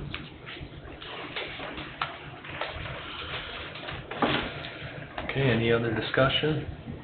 I feel if the Parks Department has to keep up with the maintenance of these rentals, and the rental fees aren't significant really, then they should go right into their budget. They're responsible for it. But their department is within the general fund. Right, but So they are go benefiting to from. anybody though. You know what I'm saying? I feel like it's such an insignificant amount, but they're doing the upkeep on those rentals. So you could look at it both ways. Yeah, but their budget that they just received from the levy gave them the money to operate and maintain the parks. Yeah. I mean, that's what you petitioned for downstate, correct? That's exactly what we petitioned for. So that levy should be able to handle the maintenance and the upkeep of facilities, recreational facilities, correct? Yeah, because here's my thought. What they are requesting, I believe we would then need to make a shift, and the Parks Department would have to become a separate fund, which means then they'd get a portion of the levy to that fund. They would no longer be part of the general fund. Okay. Did you have anything to I mean, we are talking receipts of less than $1,000 annually. You're probably going to pay David more to update ordinances. Traditionally, if I can speak on this, Yes, ma'am. when shelters and facilities are rented throughout your park department, those revenues come back into a non-reverting as you guys have set up for the clubhouse. So when you're looking at your shelters, and the gazebo, or town ground rentals, in that fact, that's going back into the town's general fund, not your non-reverting funds. And your non-reverting funds are typically those funds that are self-supporting your maintenance, repair, and things that it takes to take care of those items that you're renting. Is the park funding short? It's not about the park funding short. We're still unclear about our roles and responsibilities with aged buildings and such. So I think we're going to sit down here real soon in the conversations that we had. That's the 25th, I believe, right? Yeah, we're putting an executive session together. Yeah, maybe then, with that being said, that this is a little bit premature, we need to get It possibly could understanding. have came, Yeah. before that. Yeah. I'm gonna make a motion to defer this item until after that meeting happens. Okay, we have a motion by Mr. Parker, do we have a second? I'll second.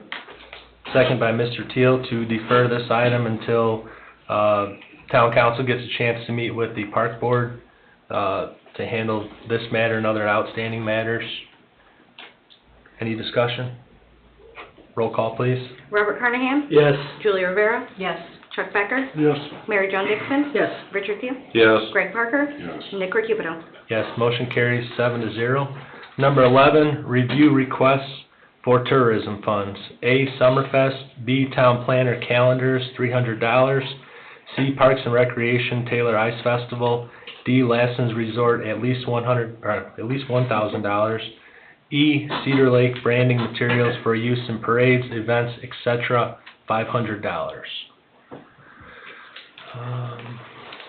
Got a couple letters from these organizations and Parks Department for their requests. Ms. Sandberg, what kind of money do we usually take in? The town receives $4,725 annually. Not very much. $25. Jen, did we ever keep that for like promotional items? Did we ever keep the whole amount, or did we always give? So the last couple of years, you had given it to go towards Labor Day Fest, Trunk or Treat, Easter egg hunt? Not Easter egg hunt. No. It was, a majority went to Labor Day Fest the last couple of years. Prior to that, councils have distributed among the entities that had requested. We used to give it to the Northwest Symphony, when the symphony would come, they would get a portion of it. A portion of it has been given to the museum in the past, Summerfest in the past. Okay. When do the funds come in, or they already? They traditionally don't come in till the end of July. Yeah. If I could speak on the town planner, that's the calendar that we receive. P.O. Box people do not receive it, so the $300 would provide us 600 more calendars to have available for the community to promote the activities we have in the community. They met recently. They also do, you can sign up for an email every month for these activities. But I just think that if the town's going to continue to grow, even though there's, a moratorium on growing, we still have apartments, buildings coming in. So it'd be nice to be able to provide those people that calendar of events so that they know what's going on in town. And that's what the $300 is for. I just wanted to Is explain. A and B wrapped up into one, Is that's a request from Summerfest? Right. Summerfest normally requests $1,000 for publicity for the event. We don't have an exact amount of what this is gonna be yet.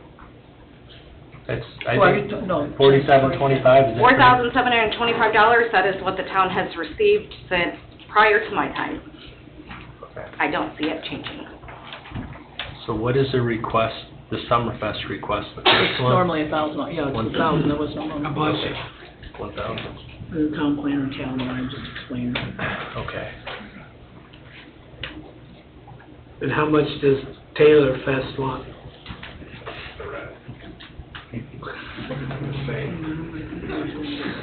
Kim Kubiak's coaching me over here. So obviously we understand that there's needs of the community, and we're just looking for some part of that as we are trying to bring tourism to the community, so, in that effort of that. So we're not going to put a firm number on it. However, I think originally before other requests started coming in, the park board asked for all of it this year, as it was given to the Parks Department to do other events years ago. They were hoping to see all of the tourism funds, but I think they would be understanding, if I could speak on their behalf, it has to be divvied amongst other activities in the community. Who requested 500 for the Cedar Lake branding materials? Was it you? It came from Jeff. No, that's basically me in my office. That was Kirsten that come up with an idea for, For when they throw candy in the parades? Parades, promotional. You deck out the trucks? When we do our, we have a schedule that we're working on for exposure at farmers market. We've been guaranteed a space for just ombudsman kind of work to get out there and meet the folks and give the kids a little something. Because I would suggest the branding materials for the parades events should be 1,000. Well, we spend, just normally on the normal year, normally I come to you guys and ask for like $1,000 for Frisbees or whatever before, from promotional or whatever, but we probably spend about $2,500 on that parade every year as far as scrap monies and whatever we can rummage up. I've done some slicing and dicing here, I'm ready to make a motion if you guys are ready. Go for it, Greg. Sure. Based on the review of the 4 requests, I'm gonna make a motion that we give Summerfest $1,000, we give the town planner calendars $300, we give the Parks and Recreation for Taylor Ice Festival $500, give Lasson's Resort $1,000, and Cedar Lake branding materials for use in parades and events $1,000. That still leaves a little money left over. Okay. We have a motion, do we have a second? I'll second that. I have a question. Jen, so since there's leftover, where does that go to, and then? It sits in the fund. The tourism fund is a separate fund because we have to do an annual report to the South Shore CBA about the money. So that money will stay in that fund and. Do we have a deadline when we have to use it, like? Nope, in the past it's rolled over from year to year if there's a little bit left over. But if I could just add one point, because I know there was talk about branding materials. In the past, the things like the Frisbees that Public Works has utilized for little throws at the parades, that has been paid for out of council's budget, the promotion line item, not tourism fund. Well, because tourism should actually be spent on things that encourage people from the outside to come in. And then it's supposed to encourage overnight stay too, is what it originally, the original mission of that was. They have nowhere to stay.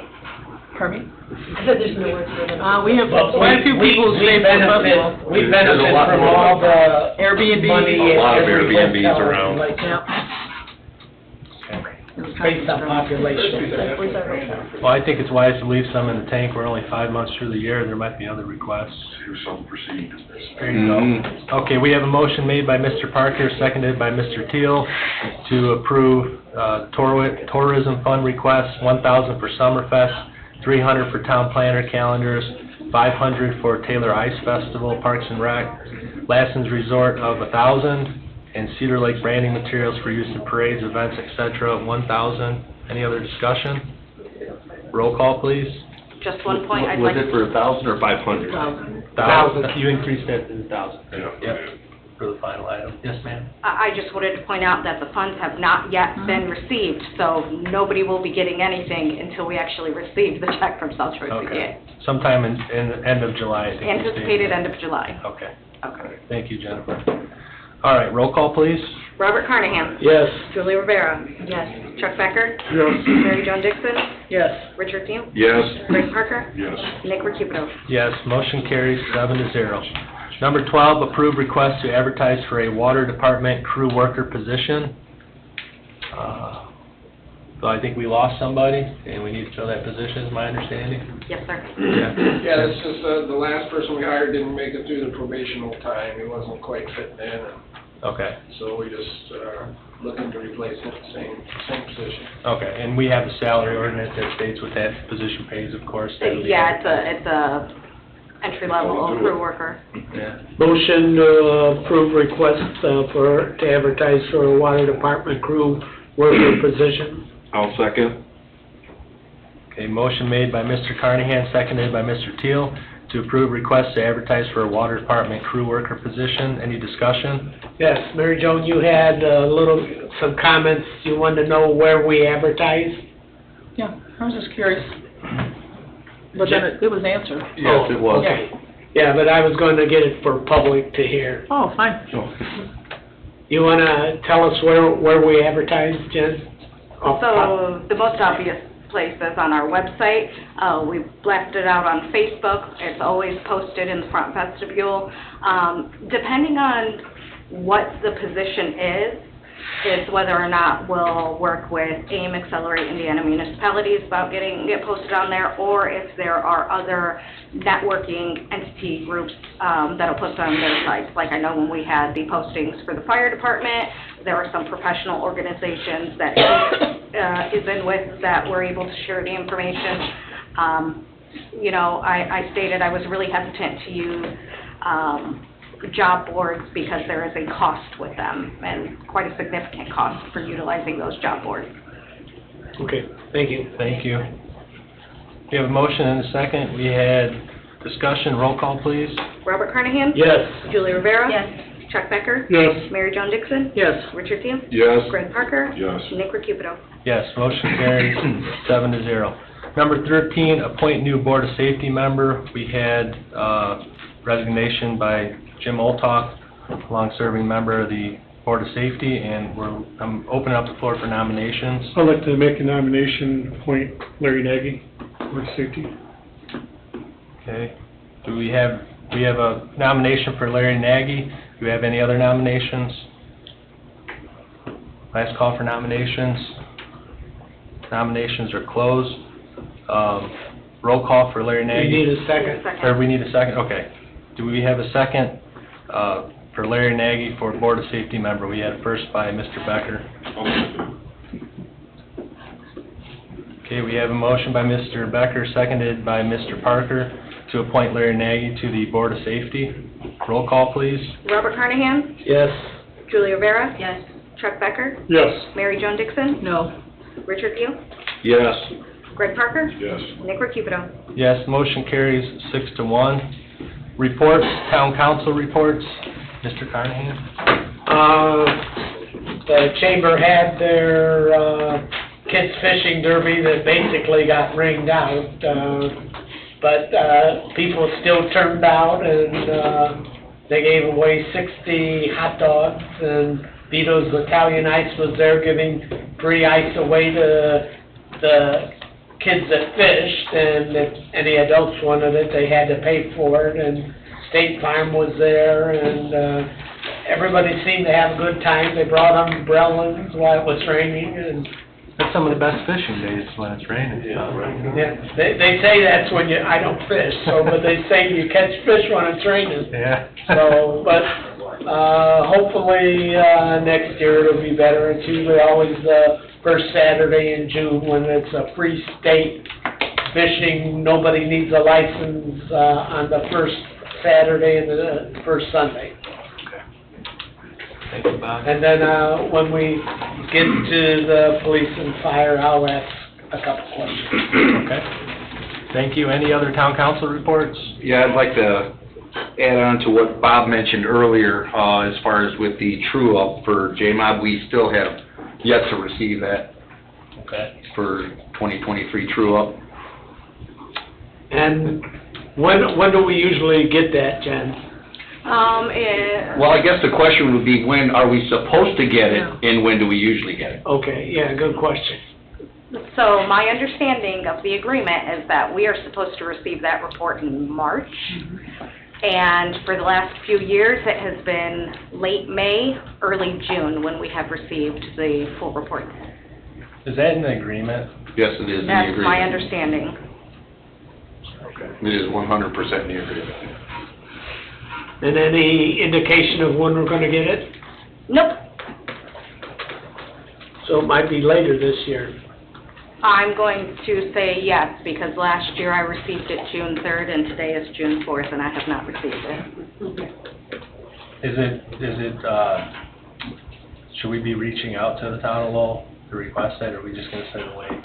Well, we've asked numerous times, and we've been given, an explanation of the clerk treasurer was new in dealing with that, but, I've had conversation with Sue Hayes, and we don't agree with that answer, because that person was doing that before when they were here. Yes, I'll just leave it at that. Attorney Austin, we have an agreement with the town of Lowell. That 1973. That doesn't seem to be, in this case, doesn't seem to be followed. Since 1973. Can anything change? Since 1973. Prohibition standards changed.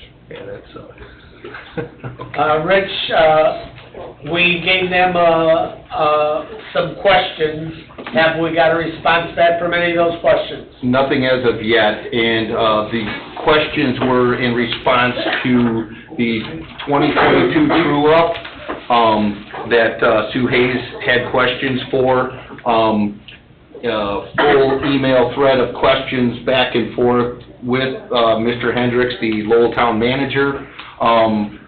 Immediately after the JMOB meeting that was held here, I did hand Mr. Hendricks that list of questions from Sue, told him that these have still not been answered.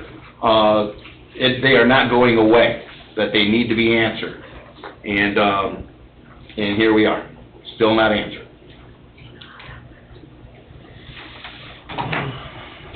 I'm speechless. Unacceptable. Any other reports? Yeah, I'd like to add something really quick. This had to do with May 24th, Hanover Community School Corporation had a community partners meeting. I attended that. I think Mary Joan normally goes. She asked if I could go in her place. I thought it was real informative. It was about an hour long, I'd say. I wrote down an attendance list, that way everybody here knew. Carl Brittingham was there on behalf of Police Department, as well as Bill Fisher, Tim King from Public Works, Jeff Bungie, Town Manager, Nick Mauger for Fire Department, and myself. Discussion was on radios. It was actually pretty impressive as far as what the capabilities of these radios that could have video screens on them. That if there was an issue at the school, first responders can see, if there's person that, let's say a kid got expelled or something like that, comes into the school, it does recognition with AI and stuff, they can see a situation as it's occurring instead of just going by voice. And so I don't know, Carl, if you had anything else to add to it, that's just a very brief description of it. Yeah, and those capabilities can be done through a phone or tablet as well. And of course, they're all hooked into the county system where they can monitor if there's an active shooter event. Yeah, that's just a capability of the new Motorola radio that... They were pricey, around $50,000? The radio itself is right around $12,000. Or $12,000, yeah, okay. Yeah. And it doesn't mean you have, that you have to have all of that technology built into it. It's just there if you want it. It was a good presentation, though. I enjoyed going. I was glad I went. Absolutely. Thank you all for going. Anything else, Rich? That's it for now. I do have some more questions once we get to, like, building department with director of operations, but we'll wait till then. All right. Yes, I sir. got a question. Go ahead, Joe. How can you get new chairs up here? These things are broken and squeaky and everything else. What? These chairs are ancient. Jen's taking that on as an assignment. I have had discussion We've with discussed it. Dixon about it. Yes. It's technically not something that was budgeted for, but I will be doing a review of town council's budget and seeing if maybe we can't make something happen before the end of this year.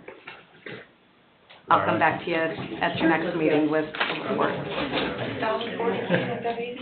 Thank you, Joe. Thank you, John. Okay, town attorney? I covered everything there. Okay, thank you, sir. Clerk treasurer, Ms. Amber? I'm going to be pretty busy tomorrow, with lots of letters and postings, it looks like, with all the action that occurred this evening. Glad we could help with that.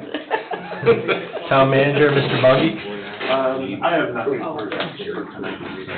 Mr. President, may I forgot, as far as the deputy IT person, the name is Timothy Holstein.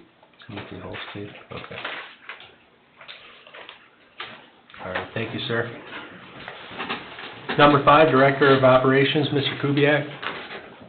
Yeah, I don't know if anybody noticed right here, just south of Town Hall, we had a sewer project going on there. There was a drop manhole that was plugged up and bad for the last 25 years, I think, but when Schilling tapped into the bottom of that manhole, we discovered that there's an outside drop, that the sewage at that location drops about 15 feet for elevation purposes. It goes there, it goes down 15 feet in gravity again. So there's a pipe outside of the manhole that goes down to allow the sewage to go down into the bottom of the manhole so it doesn't just splash in there. So it's a 21-inch interceptor sewer line, and that drop was only 8 inches. So it's been plugged up for a long time. When we had Spectre Tech reline the sewer main and do the manholes, they unclogged that 8-inch drop and got it cleared out. It lasted about a month, was clogged up again. I think it was just obviously undersized for I don't know how a 21-inch sewer pipe could have an 8-inch drop pipe, but there's actually sheets and towels and stuff, stuff you wouldn't even believe that's in there, but it's crazy. But actually that manhole was undermining, there was just some blocks around it, and actually there was a big sinkhole under Morse that we discovered when they dug it out, so we obviously had to get that addressed. So it's now properly sized to a 12-inch pipe and repaired and patched, and actually the Public Works guys, we paved it this afternoon and got it done. So they put Reichelt did the job, they restored the grass, and we got the road patched, and it's a done deal, so that was a good Sheets? Yeah, bed sheets, oh yeah. How in the, what, they flush them down the toilet? I'm assuming. You'd be surprised what gets flushed down the toilet pipe.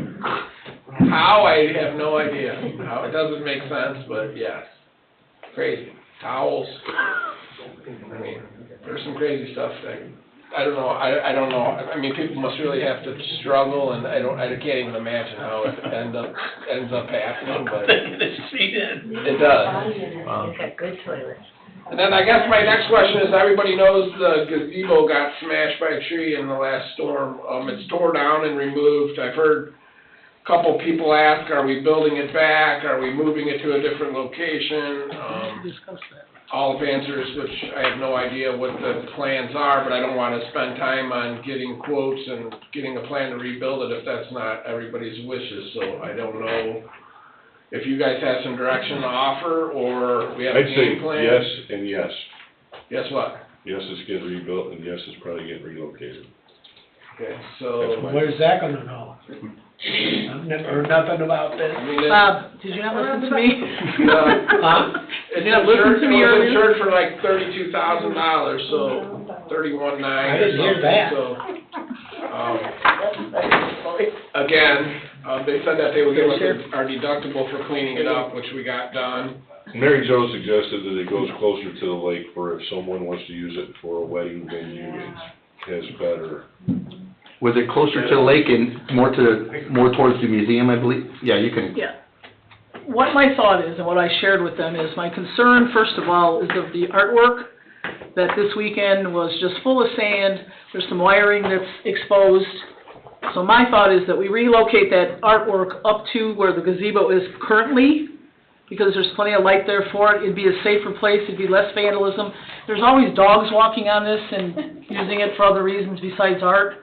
And then the gazebo originally, sorry, Geraldine Quartercracks, was supposed to be at the northwest corner so that it's a quiet area for a wedding. You can't have a wedding out here right now because you have to rent the shelter, and then if the beach is crazy, you're not going to get married there. I'd like to know the last time there was a wedding out there, because, you know, I mean, the popularity of this grounds has come. So that's what I'd like us all to look into. Those are just ideas, but I think that's a little more doable and more useful than what we currently have going on right now. So you want it to go to the north side of the museum? The town grounds, the north, like over where, there's some open grass area over there, like off by the lake. By the yacht club area? Yeah, by the yacht club area. Okay. I That's didn't it. hear you say that. You Okay. told me about the other area, but. And I mean, it's just a suggestion, I'd like us all I to think it's a great idea. Yeah. bounce around about it, because, I mean, like I said, I can't, I mean, if somebody knows when the last time somebody got married here, in the gazebo. I'm It's not been quite a while. advocating for anybody to get married. Break it Okay. break it in for the next couple. Absolutely not. So I guess we'll have some discussions here, Tim? No, that's cool, I'm We have- just gonna not do anything, and I just didn't wanna get the ball rolling and then people changing their mind, that's all. Yeah, and then I had a couple of questions as well, or actually points to make. With going to the building department meetings for the last several weeks, Tim, I don't know if you were planning on doing any type of a report or anything with building department, but something that was mentioned, amount of permits. Even though we're in a moratorium, this is permits for, you know, any type of building permit. These were year-to-dates, I believe, the numbers. 330 last year, up to 414 this year, which is 84 more. We are still absent the planning coordinator that is left. I'm not making a suggestion for hiring a actual planning coordinator, but we've been in discussion, and I've also mentioned to the building department in those meetings that we are looking at hiring somebody for that position, or creating a position with the building department, something that'll work a little bit smoother than what was going on in the past. And with those numbers that were shared last Thursday, I think that's something that we really need to act on soon. Because in the meantime, everybody that's here is actually picking up the extra workload, and I mean, that can only go on so long, you know, before people start getting burned out. So that's one of the things, kind of, there's two parts, just to let you guys know on the permits. Second thing, I know, Tim, you mentioned, I believe it is in the zoning ordinance with meter size instead of line size. Could you explain that a little bit? Was that in our zoning ordinance that you'd like to see So that changed? that's in the water regulations and the water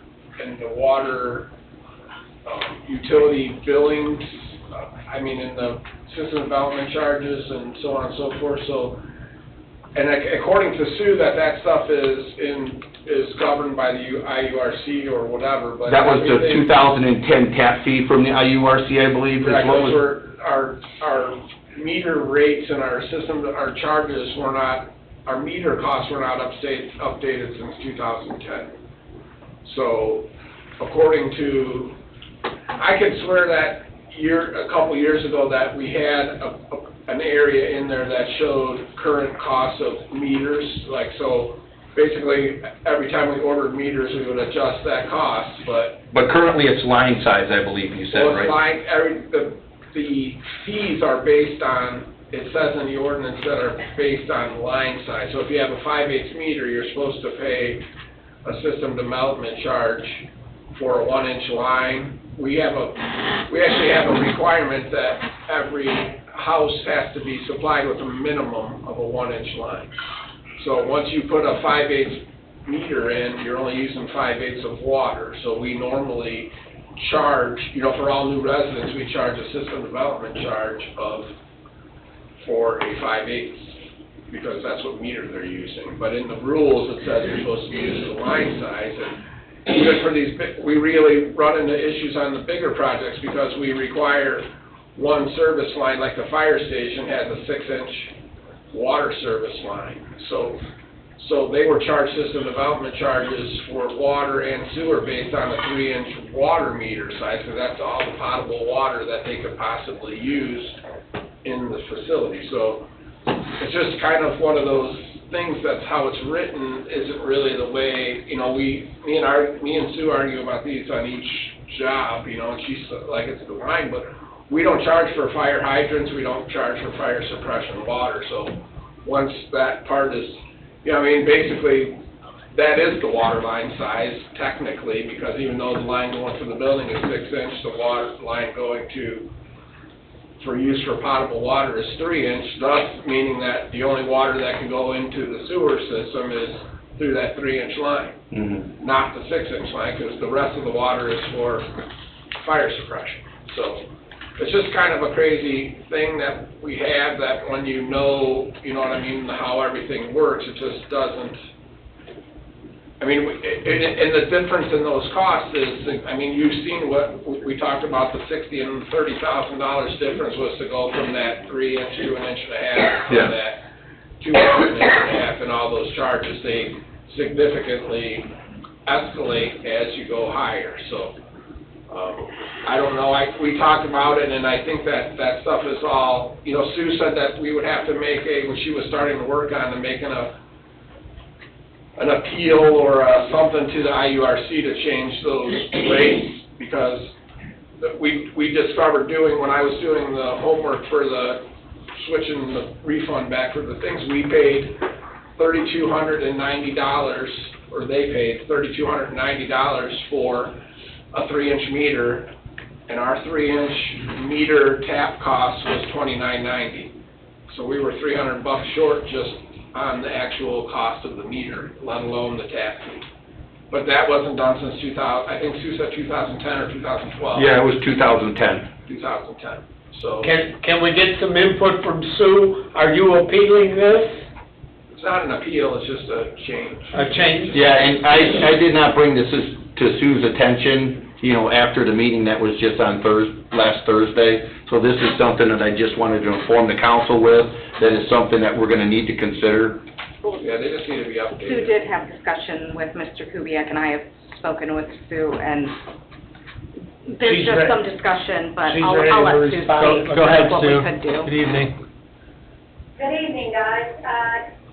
First off, I wanted our sewer system development charge is based on line service size. And the reason being is when we first started sewer system development charges, it was necessary because we did not have a water utility. Now, the water utility has its tap fee and its system development charges based on meter size. And that is the acceptable way of doing it, or the required way of doing it, at the IURC. Tim did ask me to reach out, which I haven't gotten an answer yet on, is it possible that we approve tap fees and system development charges so that they would change as the cost change? I will tell you that is not, in all the years I've worked with the commission, and the OUCC, that is not something that they do. That's why regulation takes so much time. We can change the tap fee for water on a 30-day filing, which I talked with David about, which we go, it's anywhere from 90 to 120 days to get it paid through the IURC, but that's only the tap fee. And then the system development charge, we just had a 2022 filing on that, and I don't know why we would want to change that now. I don't know if there's enough updates. The system development charge is fine, it's just what I was asking Sue is if we could create, like the sewer, we have a $500 sewer tap fee. So if you had a $500, $750 water tap fee plus actual meter yoke cost. So like, basically we would still get our tap fees and then whatever, as we buy meters, like even when we do big projects, we actually get a cost of that meter, or we, when we order the meter, we can actually check on the cost of that actual 3-inch meter as we're doing the permit and say, okay, you're paying, a $750 tap fee plus $32.90 for the meter and hardware, and that's their cost. So instead of having a number of $29.90 for a 3-inch tap, that doesn't even cover the cost of our, obviously once you charge a $25,000 system development charge, you have money to cover the rest of the meter, but actually the tap portion of our thing is old and needs to be updated. Can you change that language to actual cost rather than a number? You can, but you're gonna end up with the commission on a petition. Mr. Parker, That's the reason this hasn't happened. Okay. Sue has a response for you, Greg. Mr. Parker, I believe that what we can do is we can say that for the typical size meters, like 5/8 inch, 1 inch, maybe 1 1/2, we have to, the commission has jurisdiction over the dollar amount we charge. So what we could do is we could do those three, and then anything else, we could put in time and material. Is that the solution? Yeah, and again, I think if all that stuff's gone up 40%. That's the problem, is from 2010 to 2024, we need to just, I think it was fine when it was done in 2010, but it's just outdated, that's all. So however, I was just thinking, if we had a set tap fee, and then our meter costs, it would never need to be adjusted until you wanted to, or there was a need to raise the actual tap fee, but essentially, if the meter costs go up or down, it would fluctuate with, we can't charge any more than it costs us, so we know exactly what we pay for each meter with the hardware and whatever. So if it was just a tap fee of X amount plus material, we would be done. And Sue said there was labor figured into each meter to install the meter and, so on and so forth, included with that 500 or 750 or whatever it was. But we're just lacking on the dollar amount now because things have gone up and we never updated it since 2010. So. And the best thing for us to do is get out of the Indiana Regulatory Commission, which there's very few municipalities still in that. And we tried it once before, and just for an explanation for everybody, what is the process to do that, Dave? Petition, a public meeting, public hearing petition process, and folks get to come to a public hearing. If there's an adoption of an ordinance and the process continues, there's an appeal process. We've had it happen twice here, where citizens in the right percentage have opposed the initiative, and the initiative died. But the problem being is, we have to spend buku amounts of money, like the last time, sending all you people down there. So Bob, it'll be your best initiative ever when you are supportive of that in the public. That's what it really takes people to understand exactly what the cost is for not doing it. And the money we spend down there, we have to pass on to the people that use it. I think Sue can confirm the last rate case we took down the state was between $300,000 and $400,000 consulting costs. Sue, what's it gonna cost us to get this straightened out? Do we have to go petition to IURC for this? We have to do the 30-day filing, and basically we don't, David, I think, my understanding is, and what I've done in the past is on a 30-day filing, you don't have to have regulatory attorneys involved. It would just be our local attorney to approve the ordinance that we're taking down there, preliminarily approved ordinance, and then they review it. They will ask the questions, and they'll want to, we have to file all of our backup details, and then they will let us know in one of their, I think it's every 2 weeks they meet, and they let us know, or no, it's weekly, excuse me. They'll let us know if they approve it or not. It's not as convoluted as an actual rate case or system development. But it's still gonna cost us money. Well, it's gonna cost you money, and Sue and I probably disagree here just a little bit until all the details of what the proposed increase or requested to the commission. It's not exact as to which process you have to follow. Sue's right, 30-day filing, 120 days, 160 days. Now, is this just like for the tap fees, or is this for water rate fees? No, it's just new construction? tap fees. I mean, and it's just, that's all it has to do with. It has nothing to do with rates, it has nothing to do with anything. It's just, the only thing that it does have to do with is, as of right now, the money that we're charging for new tap fees, we're really not getting a tap fee because the meter costs have risen so high that they consumed the money for the tap fees, basically. We're basically, you know, whatever the people are paying for that new water tap fee, we're paying in for their yoke and their meter and their pieces, and we're not actually, I guess, we're just actually not charging a tap fee anymore. You know, now that stuff is escalating. You're being forced to lose money. And this just goes on new homes. Just new water taps. It's not on existing homes. It's just new water taps. So we're not actually, I guess in my eyes, we're not actually getting a tap fee anymore because the price of the product has risen so high that it's overtaken it's erased the tap fees out of it. Tim, that's not how the statute calls it out, though. That tap fee is a separate fee. It is justified by the cost-benefit analysis that Sue just talked about, and it does have to be identified. If it merges, it merges by just... Right, and that's what I was saying earlier. I could swear that there was something different besides what we have that shows the tap fees, because that doesn't have an exact tap fee on the paper. It just has 5/8, so it's 5/8, 3/4, 1 inch, 1 1/2, 2. You know, it doesn't have a separate, which I can remember, like I said, 8 years ago, I remember that we had to update 1 inch meter cost to change, because we didn't get a lot of 1 inch meters, so every time we did a 1 inch meter, we had to update the cost so we could charge the exact fee of the cost of the meter. But I don't know, I asked Sue about that, and I don't know I know I'm not dreaming, but I don't know where that is or what. So. We've never changed it since it was approved, probably, David, 6 months to a year after we first entered into the water utility business, because a developer challenged us and the IURC said so. So do we have to make this like an action item at a utility board meeting, or how do we get moving on this to get whole again? You put it on the agenda on your meeting coming up in 2 weeks. Okay.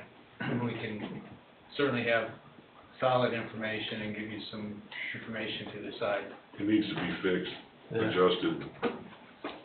Sue, you understand what we're getting at, and you guys can all work together to come up with something for us for the next utility board meeting? You want the process, or do you want the actual calculation? Well, yeah, we want it all. I'll do my best to get it all by the next meeting. Okay. Thank you. Thank you. That's all I have, thank you. All right, thank you, Rich. Tim, was that all you had? Yeah, that was Rich's, but I was actually going to bring that up at the utility board meeting when we discussed it, so. All right, we're a step ahead. Let's get the ball rolling, Yeah. All right, thank you. Police Department, Mr. Birmingham? I can't match that, so. No? Don't even try? Summer's here, and Yeah. busy. Mike, See my press releases. my Yeah. question, is there a vehicle inspection tomorrow at 1 o'clock? No, there was an email sent out Okay, I due didn't to the look. weather, storms tonight, storms tomorrow, because we wanted to take a panoramic picture. That was kind of the Okay, gist of it. So- Obviously, it would be all, so it's gonna be rescheduled. okay, you don't have a date yet? We do not. Okay. I marked that down We'll let everybody know. on the meeting, all right. Yeah, I know Sarah sent out an email to everybody. All right, I've been busy today watching Yeah, grandkids. I think it went out yesterday. All right, So, but we'll let you know. all right. All right, thank you, Carl. Chief Welkening? Nothing at this time. All right, and my question there is, we had ambulance 1263 went into all services. Which ambulance is that, and how much work was done on that? Do you know off the top of your head? It's the Chevy ambulance, the old ambulance. The third, the Third out oldest? ambulance, yeah. And I asked at the public safety meeting, about rotation of ambulances. Do we rotate them so that we have equal use on all of them? Well, the 1261 and 1262, the two newer ones, which are not new, we do rotate them back and forth, but they go out so often, it doesn't really matter. The old ambulance, we don't, because it's not that reliable. And Nick told me that you usually don't have a crew for the third Right, ambulance. yeah, to get a third ambulance out on the call is difficult for us, yeah. And then, Chief Wilkening, I also want to mention that in moving the art piece, it would also assist you with fires, because if you want to speak on that, I'd appreciate it. 'Cause Yeah, I mean, that art piece was put in a geogrid system that was set up originally for us to be able to access the lake and pull water out in case there was a fire in this area. So it's currently blocked and we cannot access the lake. Thank you. Can you get to the access lake by the dam though? Wouldn't that be better than actually trying to maneuver down there though? By the dam, well, then we would have to put a lot of fire hose to get it to the museum. So the idea was the closer the better. It's a sundial, right? That's what it is. I think so, I have no idea. It's called Sailing Through a Parallel Universe.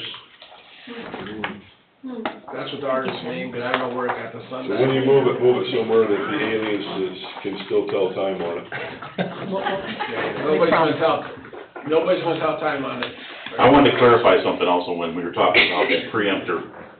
Tim just said something to me. He had a discussion with Don, and Don and Chris were the ones handling that. Chris, Pilatus, yeah. The emergency lighting, that's Yeah. been going on for quite a while, because I met those guys out there to try to figure out where to put the. Yeah, 'cause I knew we didn't have It's a anything to do with it. solar operated deal, but I didn't wanna put the things right at 138th over there, because it's gonna block kind of the intersection and then that building right across the street, so they came up with a game plan to move them, further away and it actually, they all work off of solar power, so there's no actual electricity to it, but that's been something that, I don't know why it wasn't in the project, but I think Chris Saladas had Don work on getting a game plan and then getting something out to bid for that project, and this is just part of, this has been happening for a while, but I didn't know that nobody else knew anything about it, obviously, but I thought it was just one of those things that's been worked on for quite a while. All right, thank you all. Parks Department, Ms. Ray? Hi, everyone. We have a few things going on in the Parks Department that I just want to take the opportunity to share tonight. Tomorrow, actually June 5th, we have our first blood drive that we're hosting in the community. If you're someone who gives blood, we will be there from 12:30 to 5:30 with the Red Cross.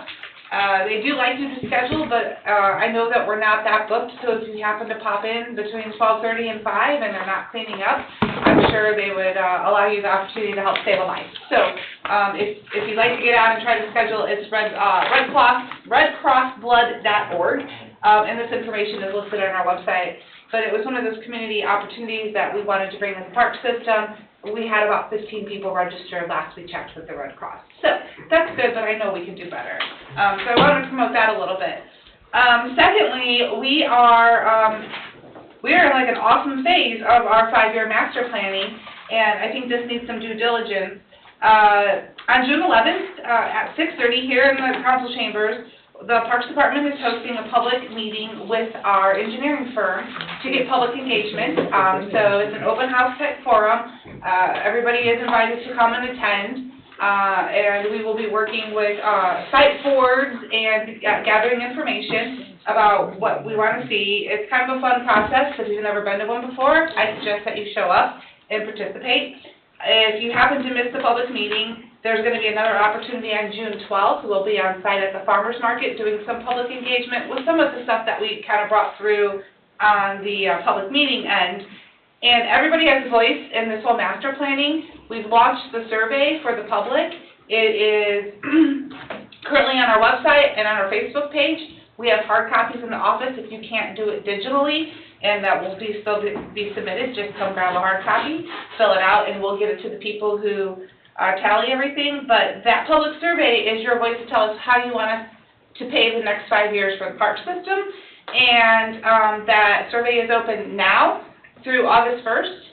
So we're at 1 day, and at 1 day we've had 115 surveys through, which is great. Good. Good. To report. Very good. What's the date, did you say the public meeting is at 6:30 here? June 11th at 6:30 here in council chambers. You know, at the same time as the stormwater board is scheduled to meet. Ooh, Kristen didn't tell us when we put the public notice out. This Thursday? Stormboard is No, it's Tuesday. It's Tuesday the 11th. Storm board meets on That's next Tuesday Tuesday, and that's now. storm board meeting. Yeah, because it switches. 13. It's going to be the June 11th date, which would be Tuesday, June 11th. Is that the new date for the storm? Stormboard's gonna be. So that hasn't been blocked on the town calendar, and that's when we asked the engineering firm to be here, and they scheduled a double date. So we'll work internally to try to figure out. We could always move it to the clubhouse building, if that needs to happen. The public meeting. Okay. Yeah, but I better check with Kirsten. But we'll have to update the public notice on it.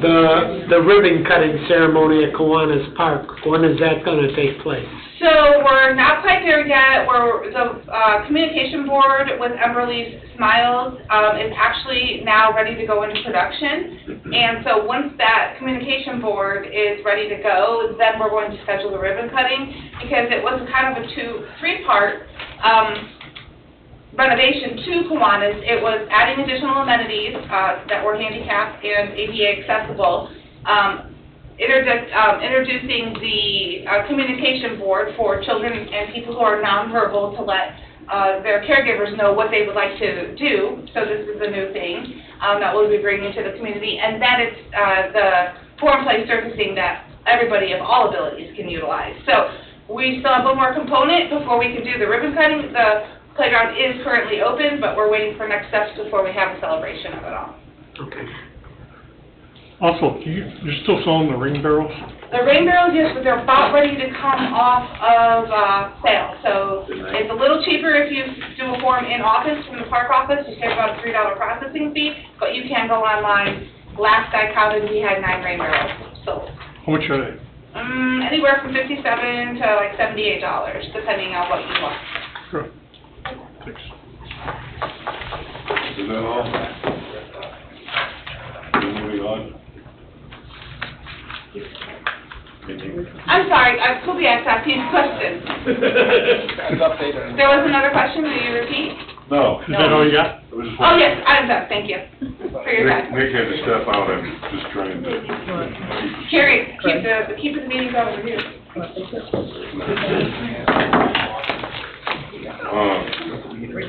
Written communications?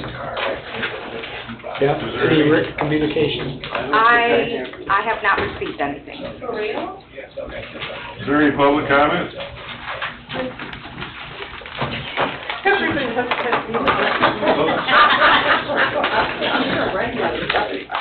Bill Brandon, Kelly, here, 14 West 139th Place. I was wondering if the sewer money went back into the sewer fund that came out of the dredge But has that been done? Yeah, for a few weeks or a couple months I, now, give her a while. I think it's been over a month now. I've reported to you all with reports via email. Yeah. 2.1 million went back in. Thank you, Gail. Could I just stand here for the mic, or I just, I'll talk As long as loud? you give your name and address for the Okay. record. I'm Carol Kerr, 9900 West 129th Place. That's K-E-R-R. I just have two questions, if I could do two. I want to ask the police department, when I lived in Highland 7 years ago, this is the assistant chief, I guess, are you the assistant? Yes. Okay. When I lived in Highland 7 years ago, I moved here, they had someone from the Chicago Crime District, and he was like part of the FBI, and they have a crime watch there. And what it was to show us gang symbols, like we got a card, like hand signals they use, colors they use. It was really to inform us seniors, if you have a grandson, happens to maybe get on a train, you've got the wrong colors on, you might be shot. And we were not aware of that. Now, why I'm bringing this up tonight is that he told us there was, these gangs have divided, and there's fractions where they used to own like a half a mile, they only own a block. And they sell drugs on this block. And when they hang two tennis shoes over a wire, you stand under there, and they do this in Gary, I understand too. And you can buy anything you want. They'll come up to you, they'll find you. And he said there was one who lived in Cedar Lake, Indiana, and one in Highland, Indiana. These men are college educated. You wouldn't know they were the head of a gang in Chicago. They work every day, they could be part of a Little League team, they have kids that go to school, they live in anonymity in not really the most expensive house on the block. And recently, they picked up, so the thing is, he told us, we know who they are, Cedar Lake knows who these individuals are, and we watch them. Now, they picked up the guy, we were watching in the paper, 3 years went by, so it's been a couple of years since this happened, and he lived in a house, like a brick bungalow, behind that restaurant around the clock in Highland, 41. And over by the house is, it's not like something you figure some gangbanger head. I mean, this guy's loaded with those, he's a billionaire, they say. So do we have that man? Do we watch that guy? Do you know anything about that? Do we have gangs in Cedar Lake that we don't know about?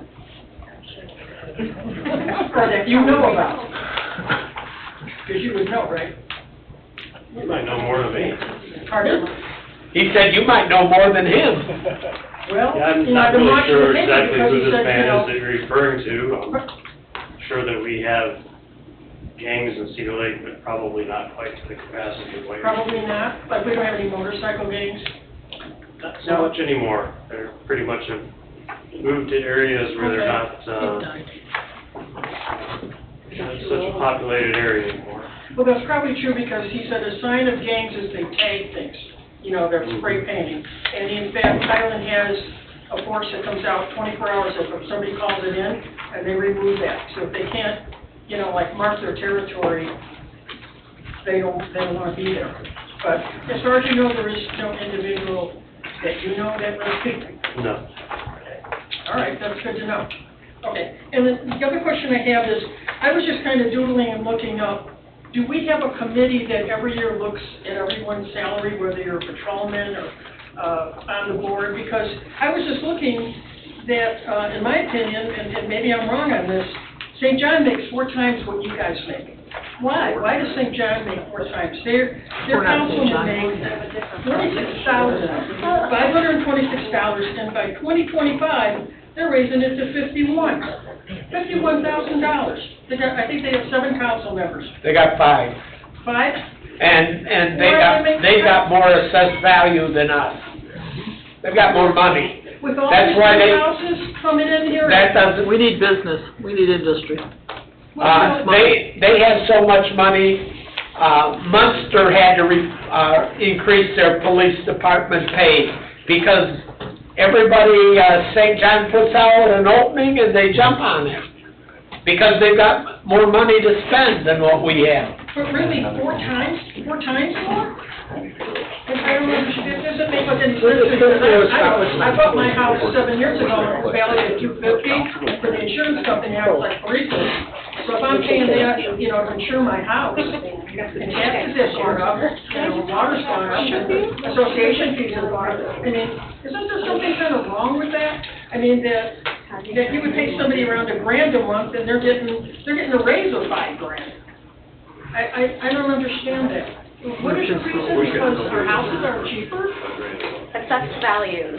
Assessed value. So when you look at the overall assessed values of communities in the town of Cedar Lake, even though our assessed value has grown year over year with the growth we've had, our growth has been residential, it's not been commercial, whereas communities like St. John, or especially the city of Crown Point, they have far more commercial development, and their assessed value has risen even higher than ours. It's all public record. You can go to the DLGF website, that's the Department of Local Government Finance, and they have all of the approved budget orders, and you can see between all of the communities within Northwest, well, I mean the entire state, but you can look at us in relation to the other communities surrounding us and see just how significantly more their assessed value is than ours.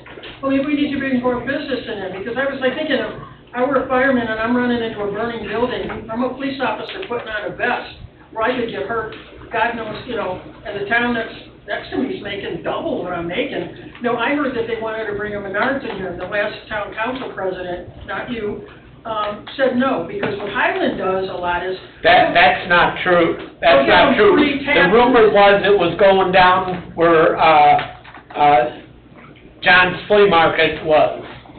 That was a rumor, but Well, your last town president told me this, myself, that they want no taxes, and he felt it wasn't fair to people with businesses who had to pay taxes.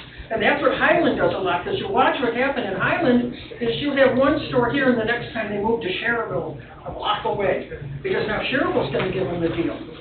But if we're not gonna do business, I see the point, why... I tried in 1991 to get Myers to come here, and they told me no.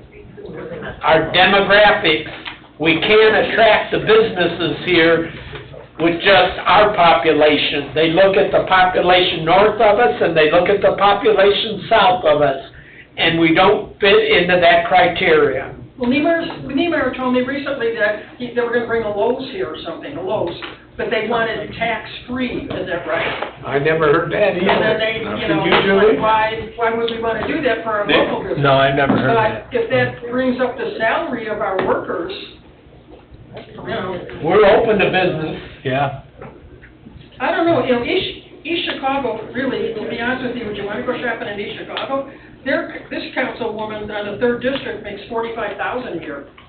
She does the same thing you guys do. And I get That's ridiculous. My mother-in-law lives there, and people get shot there every day. Okay, I just wondered what it was, because she knows the figures. Thank you, Ms. Kerr. Okay. Any other public comment? Last call? Good evening. Good evening, Waters, 145-13 Morris.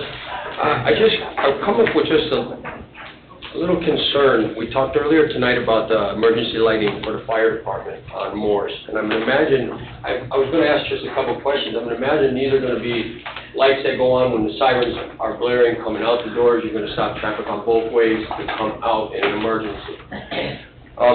The point I wanted to make tonight is there was discussion about this lighting system would be operated solarly. And I think that's great to save energy. But without an electric backup, will that leave our town open for liability if one battery doesn't function on that one time it's needed when this gentleman needs to come out?